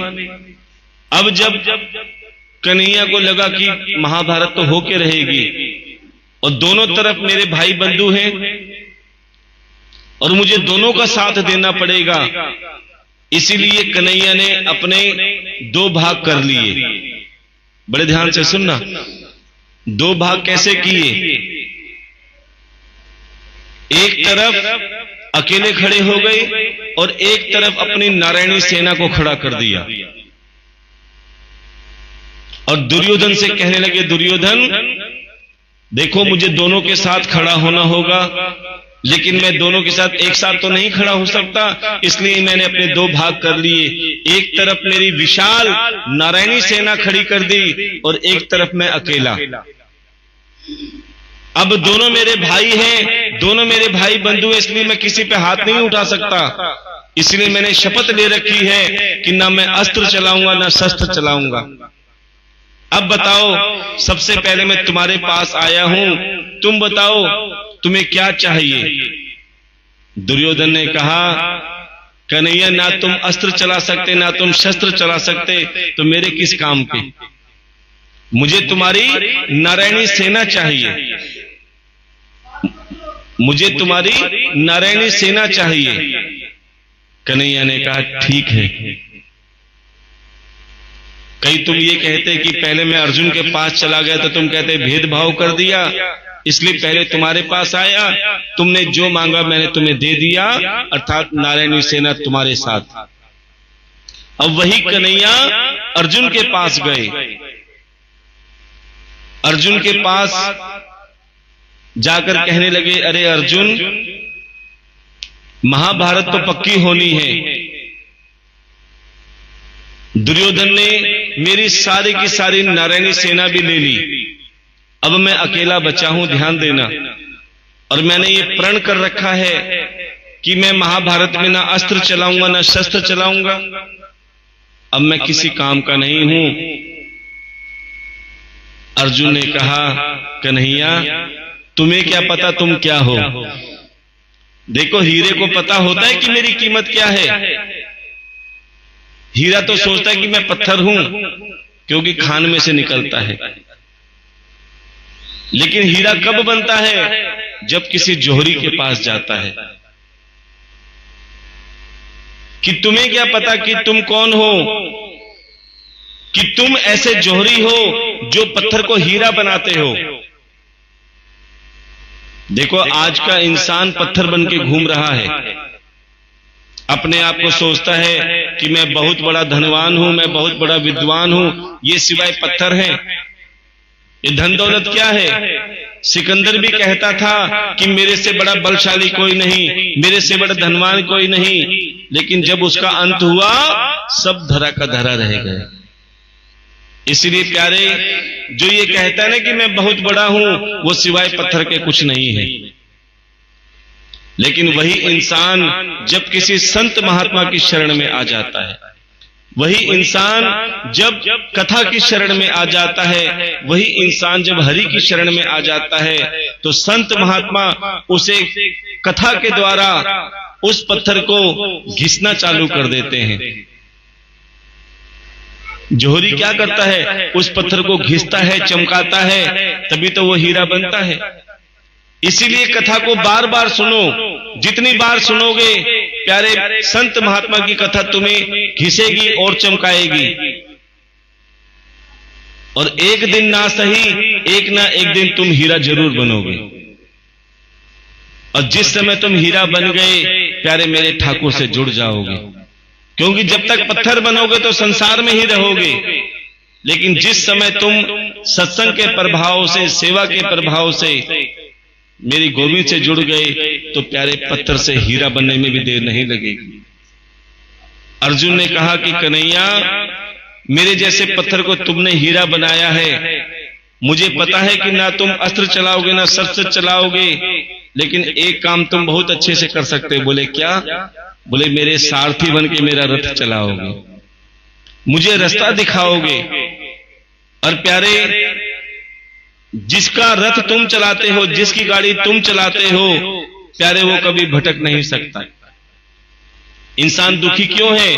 क्योंकि वो खुद की गाड़ी खुद चलाने में लगा है।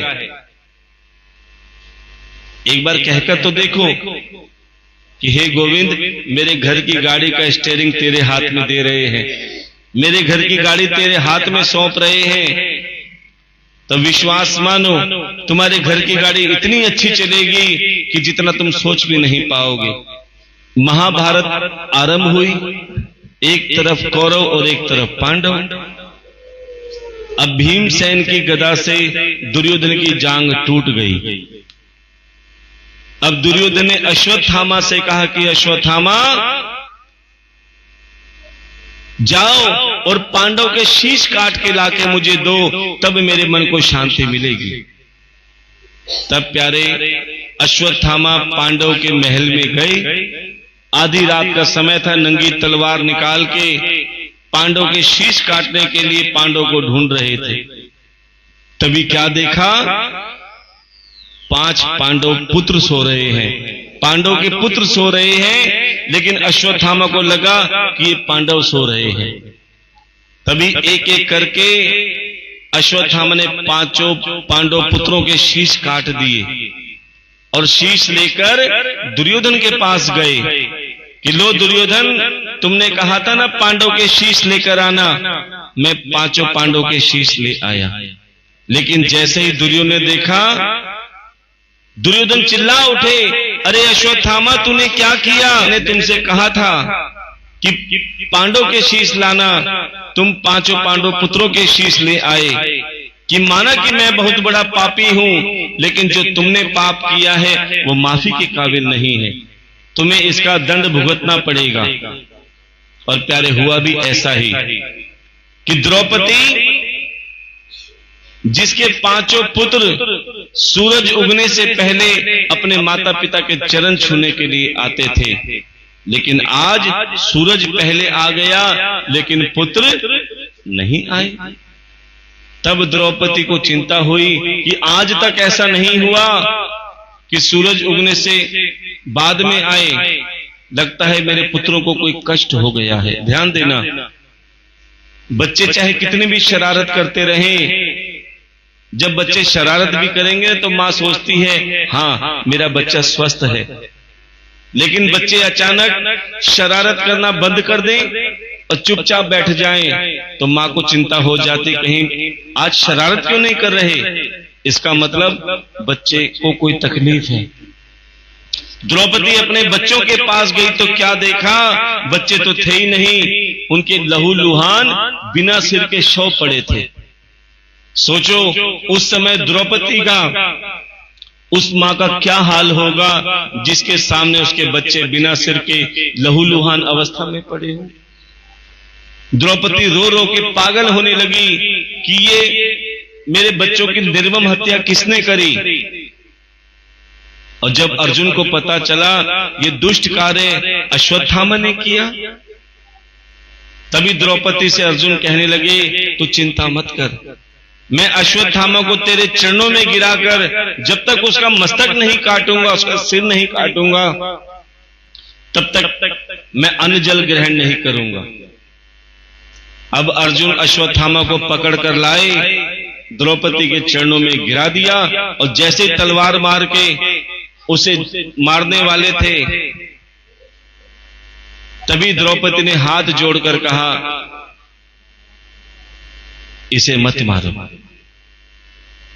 अब अर्जुन कहने लगे अरे द्रौपदी, जिस अश्वत्थामा ने हमारे 5 पुत्र की निर्मम हत्या करी, तू उसे जीवन दान दे रही है।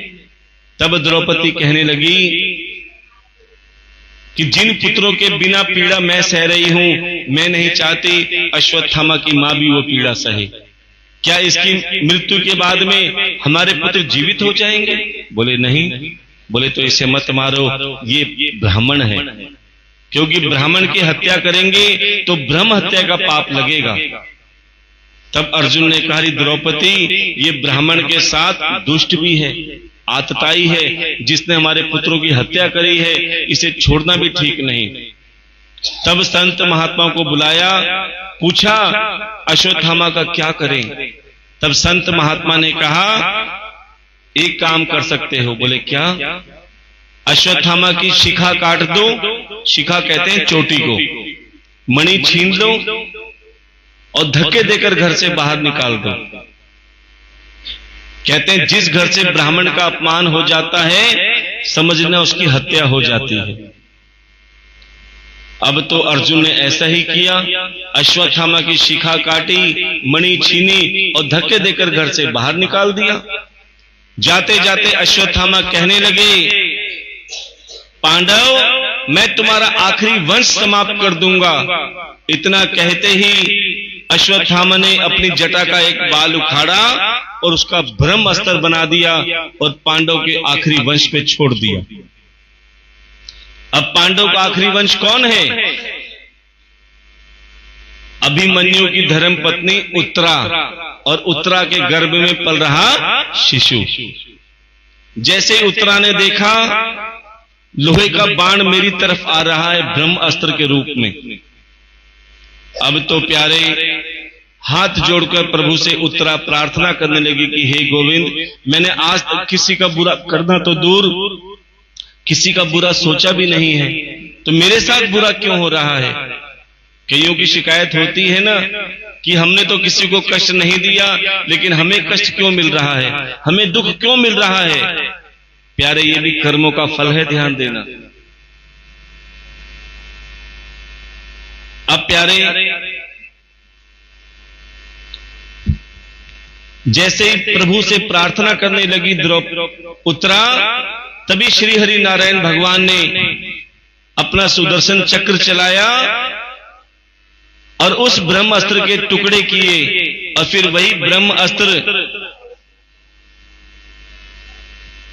टुकड़े करने के बाद वापस श्री हरि के उंगली पे आया और श्री हरि ने उत्तरा के गर्भ में दर्शन दिया। देखो, संसार में दो जीव ऐसे हैं जिन्हें श्री हरि ने गर्भ में दर्शन दिए हैं। एक श्री सुखदेव भगवान, बोले श्री सुखदेव भगवान की, और दूसरा राजा परीक्षित, कि कुछ समय बाद उसी उत्तरा के गर्भ में पल रहे शिशु का जन्म हुआ और ब्राह्मण ने उसका नाम रखा परीक्षित। देखो, परीक्षित का अर्थ होता है पररक्षित, जो दूसरों की रक्षा के लिए हो। अरे, अपना पेट तो पशु भी भर लेते हैं, इंसान वही प्यारे जो दूसरों के काम आए। इसलिए अपना जीवन भी ऐसे बिताओ प्यारे जिससे सब प्रसन्न रहे। ऐसे काम करो जो तुम्हारे करने से लोगों के मन में शांति मिले। ऐसी वाणी बोलो जिससे सुनकर लोग प्रसन्न हो जाएं। ऐसी बात मत बोलो कि प्यारे जो तुम्हारी बातों से किसी को कष्ट पहुंचे, दुख पहुंचे। अब प्यारे, ब्राह्मण ने कहा, ये परीक्षित बड़े होके ऐसे राजा बनेंगे जिसके राज्य में कभी अधर्म नहीं होगा, कोई पाप नहीं होगा। तो प्यारे, वही राजा परीक्षित ऐसे राजा बने जिसके राज्य में कोई पाप नहीं होता था। एक दिन वही राजा परीक्षित अपने राज्य में घूम रहे थे, तभी क्या देखा, एक राक्षस एक बैल को मार रहा है, और बैल भी बेचारा एक पैर का, एक चरण का। वैसे बैल के कितने पैर होते हैं? 4। ऐसे ही, और पास में गौ माता रो रही थी। जैसे राजा परीक्षित ने देखा कि मेरे राज्य में इतना बड़ा पाप हो रहा है, एक राक्षस बैल को मार रहा है, वो भी एक पैर के, तलवार निकाली और उस राक्षस को मारने जा रहे थे। तभी राजा परीक्षित ने सोचा, कहीं मेरे से ही पाप ना हो जाए, देखो तो सही बात क्या है। वही राजा परीक्षित पहले गौ माता के पास गए, बोले, देवी आप कौन हैं? तब गौ माता ने कहा, महाराज मैं पृथ्वी हूं। क्या हूं? पृथ्वी। और ये जो राक्षस मार रहा है ये और कोई नहीं, ये कलयुग है। और जिस बैल को मार रहा है, ये बैल कौन है? ये धर्म है, वो भी एक चरण का। ध्यान देना सज्जनों, कलयुग में धर्म का एक ही चरण बचा है। वैसे धर्म के कितने चरण हैं? 4।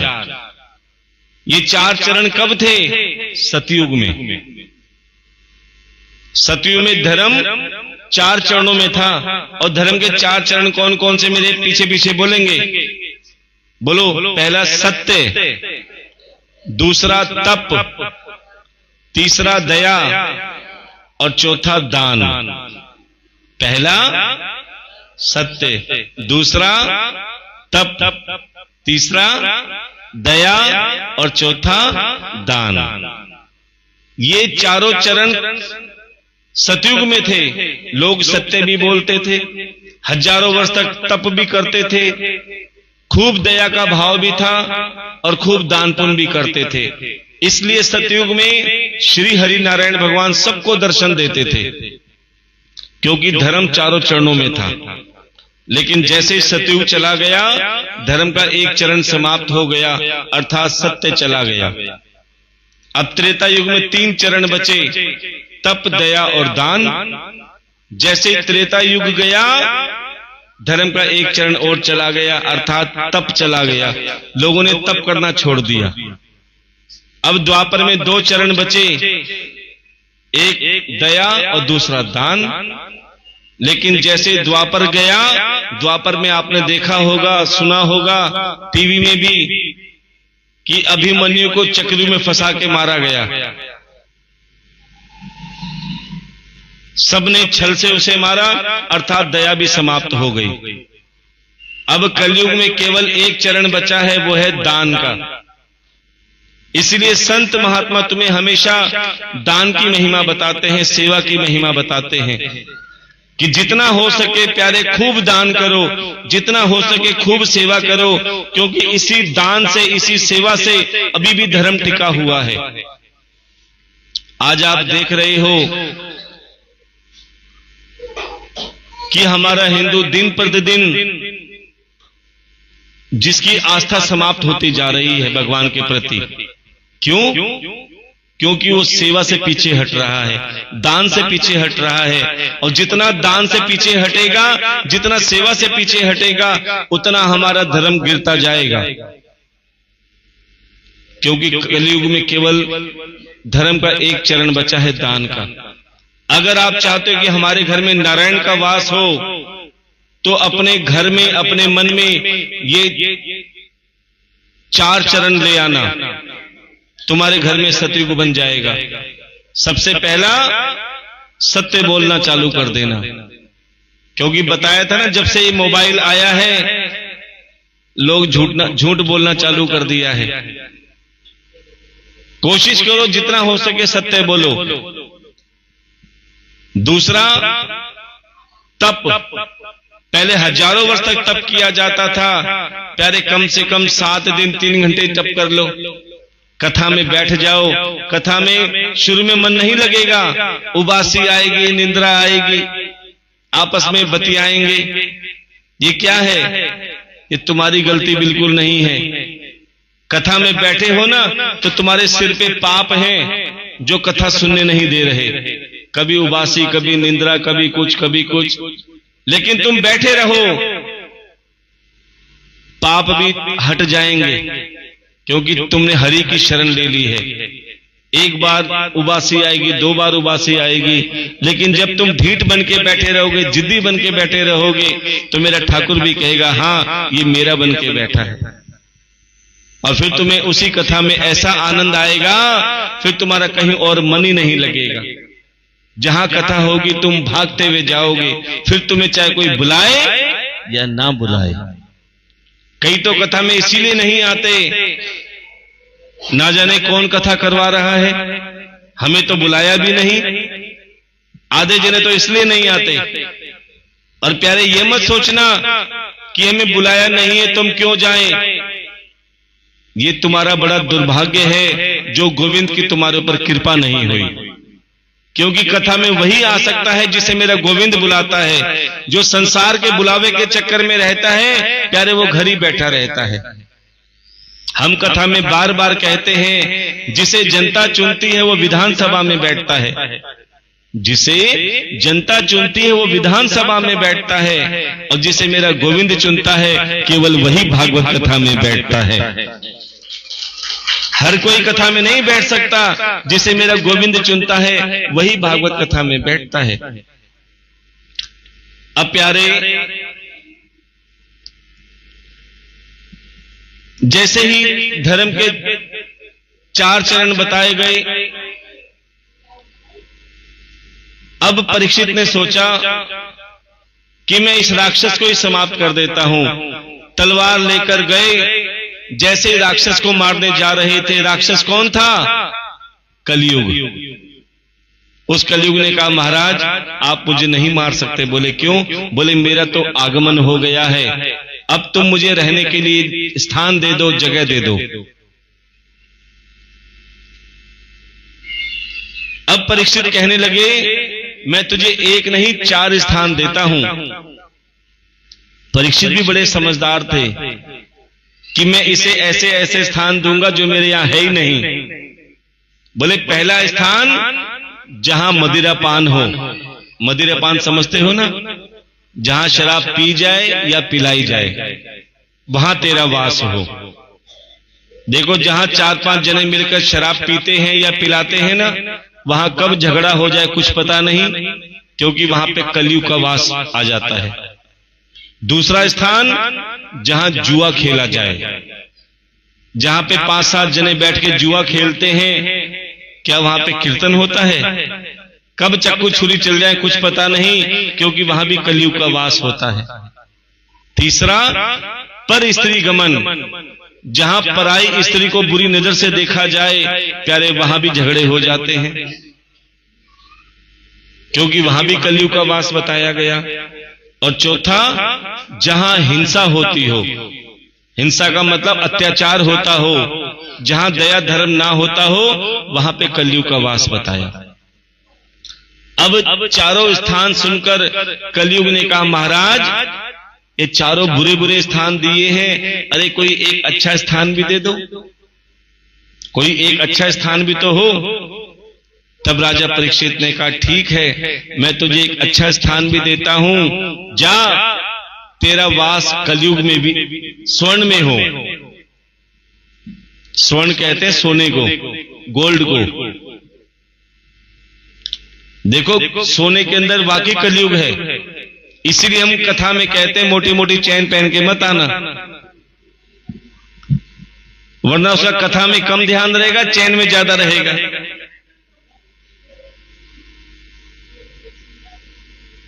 अब तो एक औरत आती थी, महिला आती थी कथा में, वो 2 तोले की अंगूठी बनवाई उसने। हम कहते हैं ना सोने में कलयुग है, अब वो 2 तोले की अंगूठी बनवा के पहन के कथा में आके बैठ गई। अब उसका कथा में मन नहीं लग रहा और बार बार अपनी अंगूठी को देखे और सोचे कि पड़ोसन को कैसे दिखाऊं, अब पड़ोसन को कैसे दिखाऊं। अब बार बार बेचारी पड़ोसन कथा में ध्यान है, उसके आगे बार बार कहती है अरे ये तो ऐसे ही कथा कर रहे हैं। अब ऐसे करने का मतलब कि मेरी अंगूठी देख ले, बार बार कह रहे ये तो ऐसे ही कथा कर रहे हैं। अब प्यारे वो बेचारी पड़ोसन सीधी सादी थी, वो अंगूठी की तरफ देख ही नहीं रही थी, उसका तो ध्यान कथा में था। बोले ये तो बेकार पड़ोसन है। अब दूसरी वाली कहने लगी ये तो ऐसे ही कथा कर रहे हैं। अब जिसको दिखाए सबका ध्यान कथा में, उसने सोने की अंगूठी धारण कर रखी, क्योंकि उसके सिर पे कलयुग सवार था, उसका कथा में ध्यान नहीं था, उसे तो अंगूठी दिखानी थी सोने की। अब प्यारे पूरी कथा पूरी हो गई, उसने कथा ही नहीं सुनी, क्योंकि सोने में कलयुग था। अब अपने घर गई, अपने घर में हैरान हो गई कि मैं पूरी कथा भी नहीं सुन पाई और किसी को अंगूठी भी नहीं दिखा पाई। अब तो क्या किया कि मैं 2 तोले की अंगूठी खरीदी है, अब बिना दिखाए तो मेरा गुजारा भी नहीं। अब उसने क्या किया, अपने घर में आग लगा ली। हैरी देखो मेरी मकान जल गया, मेरा मकान जल गया, सारी भीड़ इकट्ठी हो गई, पड़ोसने भी आ गई। अब एक पड़ोसन की नजर उसकी अंगूठी पे पड़ गई। अब वो तो दिखा रही थी मेरा मकान जल गया, मेरा मकान जल गया। पड़ोसन ने देखा अरे बहन तूने ये अंगूठी कब बनाई? बोली अरे तू पहले ही देख लेती तो मैं मकान क्यों जलाती, क्योंकि ये कलयुग ने जलाया कि जब तू मेरी अंगूठी पहले कथा में देख ली थी तो मुझे मकान जलाने की जरूरत नहीं पड़ती। अब प्यारे कलयुग ने देखा कि मुझे सोने में स्थान तो दे दिया, लेकिन ये सोना कहां है। तभी देखा कि राजा परीक्षित ने इतना बड़ा सोने का मुकुट धारण करके रखा है। तभी कलयुग ने सोचा ओहो इससे अच्छा तो स्थान मिल ही नहीं सकता। कलयुग राजा परीक्षित के सिर पे सवार हो गया। देखो जब सिर पे कलयुग सवार होता है ना, तो इंसान के अंदर मैं आ जाती है कि थोड़ा सा उसको काम आ गया, वो सोचता है मेरे बगैर गुजारा नहीं है, अब तो मैं इससे ज्यादा कमा लूंगा। अब वो उसी कलयुग के ऊपर अहंकार आ गया, मैं आ गई कि देखता हूं कि मेरे बिगड़ कैसे काम चलेगा, वो छोड़ के चला जाता है। ये और कोई नहीं, कलयुग का प्रभाव है।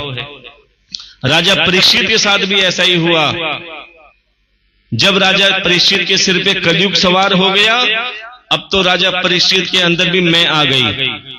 देखो, मैं अकेले नहीं आती, पूरे खानदान को साथ लेके आती है। और मैं का खानदान कौन कौन सा है, बड़े ध्यान से सुनना। जिसके अंदर मैं आती है उसके अंदर अभिमान आ जाता है। अभिमान का अर्थ होता है मेरी बात अभिमान, और नहीं मानी जाएगी तो क्रोध आ जाएगा। घरों में यही तो झगड़ा चल रहा है। सास बहू से कहती रही तू मेरी बात मान, मैं तेरी सास हूं। बहू कहती तू मेरी सास नहीं, मैं तेरी सास हूं, तू मेरी बात मान। अब दोनों एक दूसरे की बात मनवाने के चक्कर में घर में क्लेश करती हैं। तो जिस घर में दोनों की बात नहीं मानी जाती, ना बहू सास की बात मानती, ना सास बहू की बात मानती, उस घर में क्या होता है?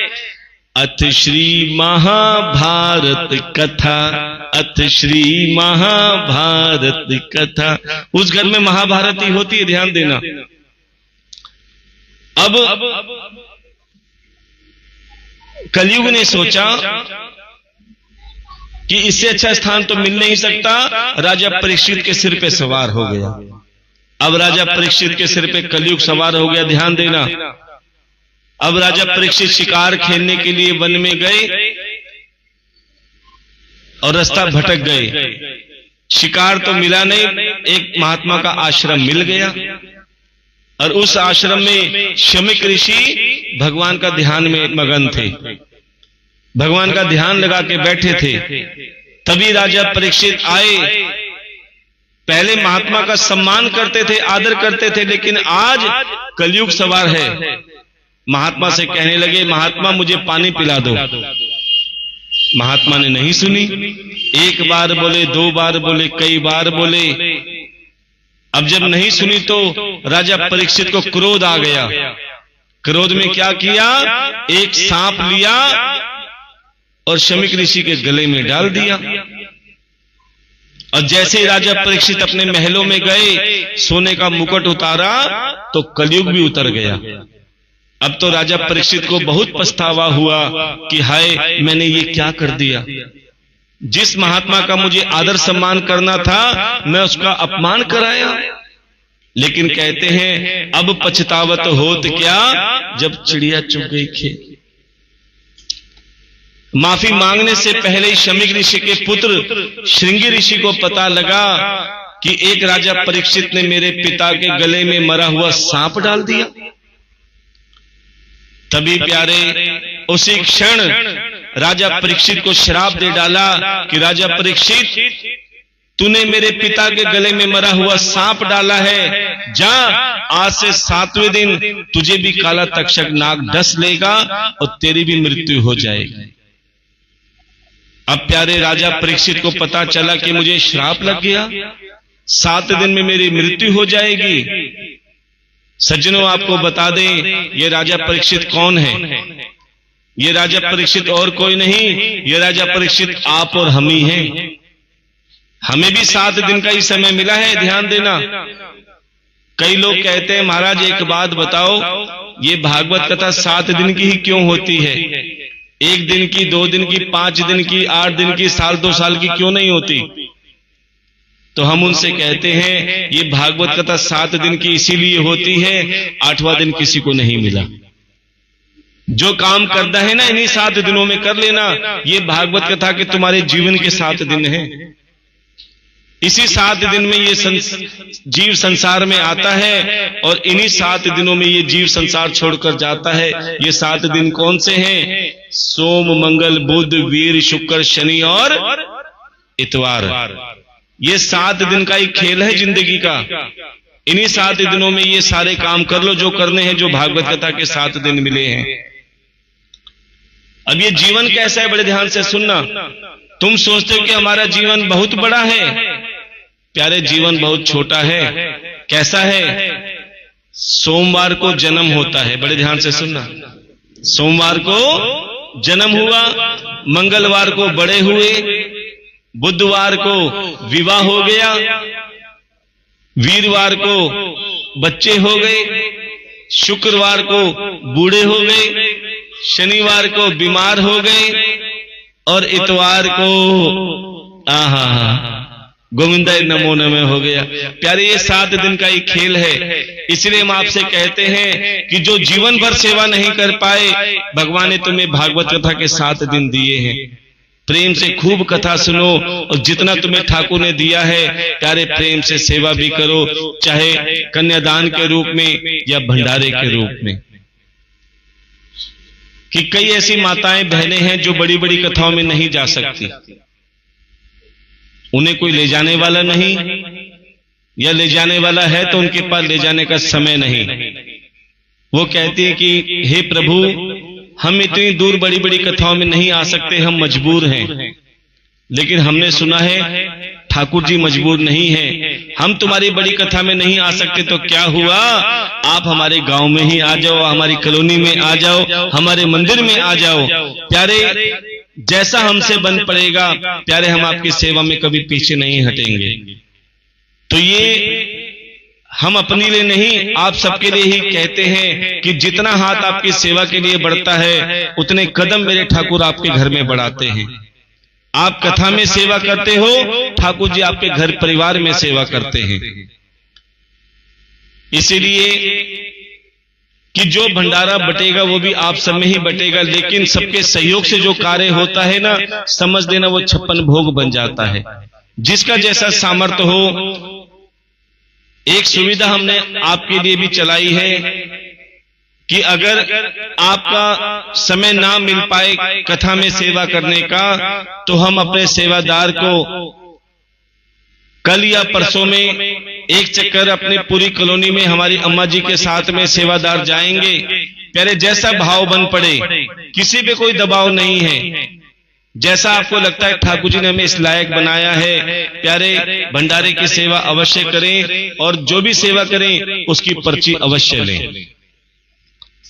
तो कल हमारे सेवादार आपकी कॉलोनी में, आपके घर में, ये मत सोचना क्योंकि कन्हैया देखते हैं कि हमने तुम्हें सब कुछ दिया, तुम्हारे अंदर भी समर्पण का भाव है कि नहीं।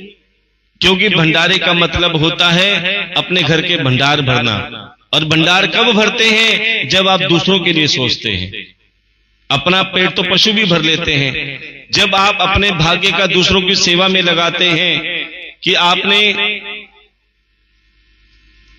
कई कार्यों में सैकड़ों हजारों रुपए खर्च होते हैं, लेकिन जब हम किसी की सेवा में अपनी नेक कमाई का, चाहे 100, 200, 500, 1000 जो आपकी इच्छा हो, जब आप सेवा में देते हैं तो प्यारे उसका कई गुना भंडार मेरे ठाकुर जी आपका भरते हैं। राजा परीक्षित ने सोचा कि मैंने ये क्या अनर्थ कर दिया, जिस संत महात्मा का मैं आदर सम्मान करता था उसका मैं अपमान कर बैठा।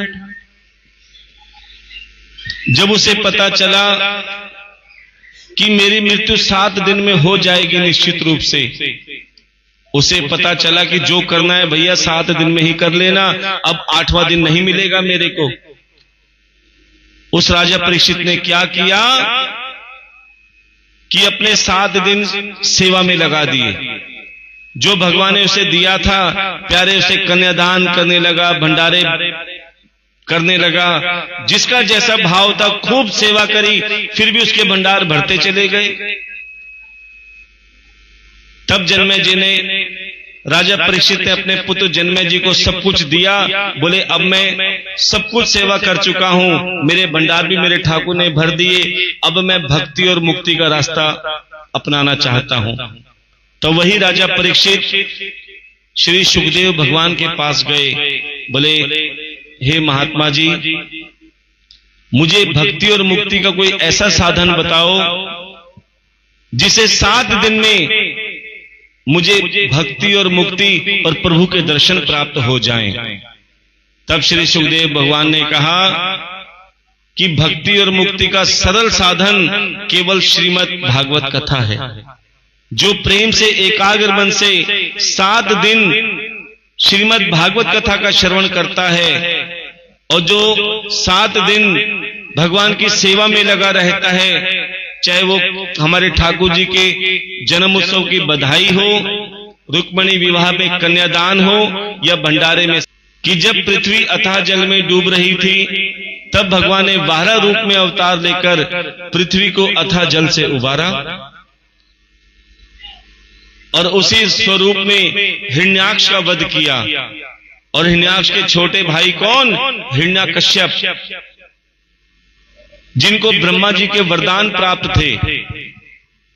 और कौन से वरदान प्राप्त थे? ना मैं दिन में मरूं, ना मैं रात में मरूं, ना मैं नर से मरूं, ना मैं पशु से मरूं, ना किसी अस्त्र से मरूं, ना किसी शस्त्र से मरूं, ना मैं अंदर मरूं, ना बाहर मरूं, ना धरती पे मरूं, ना आकाश में मरूं, और मैं 12 महीनों में भी ना मरूं। जब इतना बड़ा वरदान मिल गया, हिरण्याकश्यप अपने आप को भगवान मानने लगा, सभी देवी देवताओं को कष्ट पहुंचाने लगा। तभी देवी देवताओं ने मां अदिति से प्रार्थना करी कि आप प्रभु को प्रसन्न करें और ऐसा पुत्र प्राप्त करें जो हमें हमारा अधिकार दिला दे। तब मां अदिति ने भगवान से प्रार्थना करी कि हे गोविंद, आप किसी भी रूप में आओ। और इधर जब हिरण्याकश्यप सभी देवी देवताओं को आतंकित करने लगा, कष्ट पहुंचाने लगा, तभी और कहने लगा कि तुम मेरे नाम का जाप करो, तुम मेरे नाम की माला फेरो। डर के मारे सब हिरण्याकश्यप के नाम की माला फेरने लगे, उनके नाम का जाप करने लगे। लेकिन कहते हैं कभी कभी ब्राह्मण के घर राक्षस का जन्म हो जाता है, जैसे आत्मदेव के घर धुंधकारी का जन्म हुआ। लेकिन कभी कभी राक्षस के घर में भगवान के भक्त का भी जन्म हो जाता है। तो हिरण्याकश्यप के घर में किसका जन्म हुआ? बोलिए भक्त प्रहलाद की। अब वो दुनिया से कहता था कि मेरा नाम लो, लेकिन उसका खुद का पुत्र प्रहलाद वो नारायण का नाम लेते थे, जिसकी वजह से हिरण्याकश्यप अपने पुत्र से दुश्मनी निकालते थे। कभी पुत्र को पहाड़ से नीचे फिकवाते थे, कभी उबलते हुए तेल के कढ़ाई में डालते थे। तभी चमत्कार भी होता था, ध्यान देना। जैसे प्रहलाद को पहाड़ से नीचे फिकवाते थे, श्री हरि नारायण भगवान फूलों की तरह पुत्र को गोद में ले लेते थे, क्योंकि जिसका रखवाला मेरा गोविंद होता है उसका कोई बाल भी बांका नहीं कर सकता। ध्यान देना। इसलिए हम कहते हैं आप भगवान का नाम लो, तुम्हारी रक्षा मेरा गोविंद अवश्य करेगा, जैसे प्रहलाद की रक्षा करे। उबलते हुए तेल के कढ़ाई में डालते थे, तेल शांत हो जाता था। अब हिरण्याकश्यप बार बार प्रहलाद से कहते थे कि प्रहलाद तुम्हारी रक्षा कौन करता है? प्रहलाद कहते जिसका मैं नाम लेता हूं ना। कौन? नारायण। नारायण भगवान मेरी रक्षा करते हैं। बोले कहां रहता है तेरा भगवान? बोले ये पूछो कहां नहीं रहता, वो तो कण कण में है। अब जब हिरण्याकश्यप ने देखा कि प्रहलाद नाम लेना नहीं छोड़ रहा, तब हिरण्याकश्यप ने होलिका को बुला दिया। होलिका कौन थी? हिरण्याकश्यप की बहन, जिसे वरदान प्राप्त था कि अग्नि उसका कुछ नहीं बिगाड़ सकती होलिका का। तभी हिरण्याकश्यप ने कहा होलिका, या तो मेरे पुत्र को समझाओ कि ये मेरा नाम ले, ना माने तो मुझे पता है कि तुम्हें वरदान मिला है कि अग्नि तुम्हारा कुछ बिगाड़ नहीं सकती और प्रहलाद का कुछ बच नहीं सकता। तुम प्रहलाद को गोद में बिठाना, चिता बनाना और अग्नि में स्वाहा कर देना। होलिका ने कहा जो आ गया महाराज। होलिका ने भक्त प्रहलाद को गोदी में बिठाया, चिता बनाई और जैसे अग्नि में प्रज्वलित करी, अग्नि जलाई।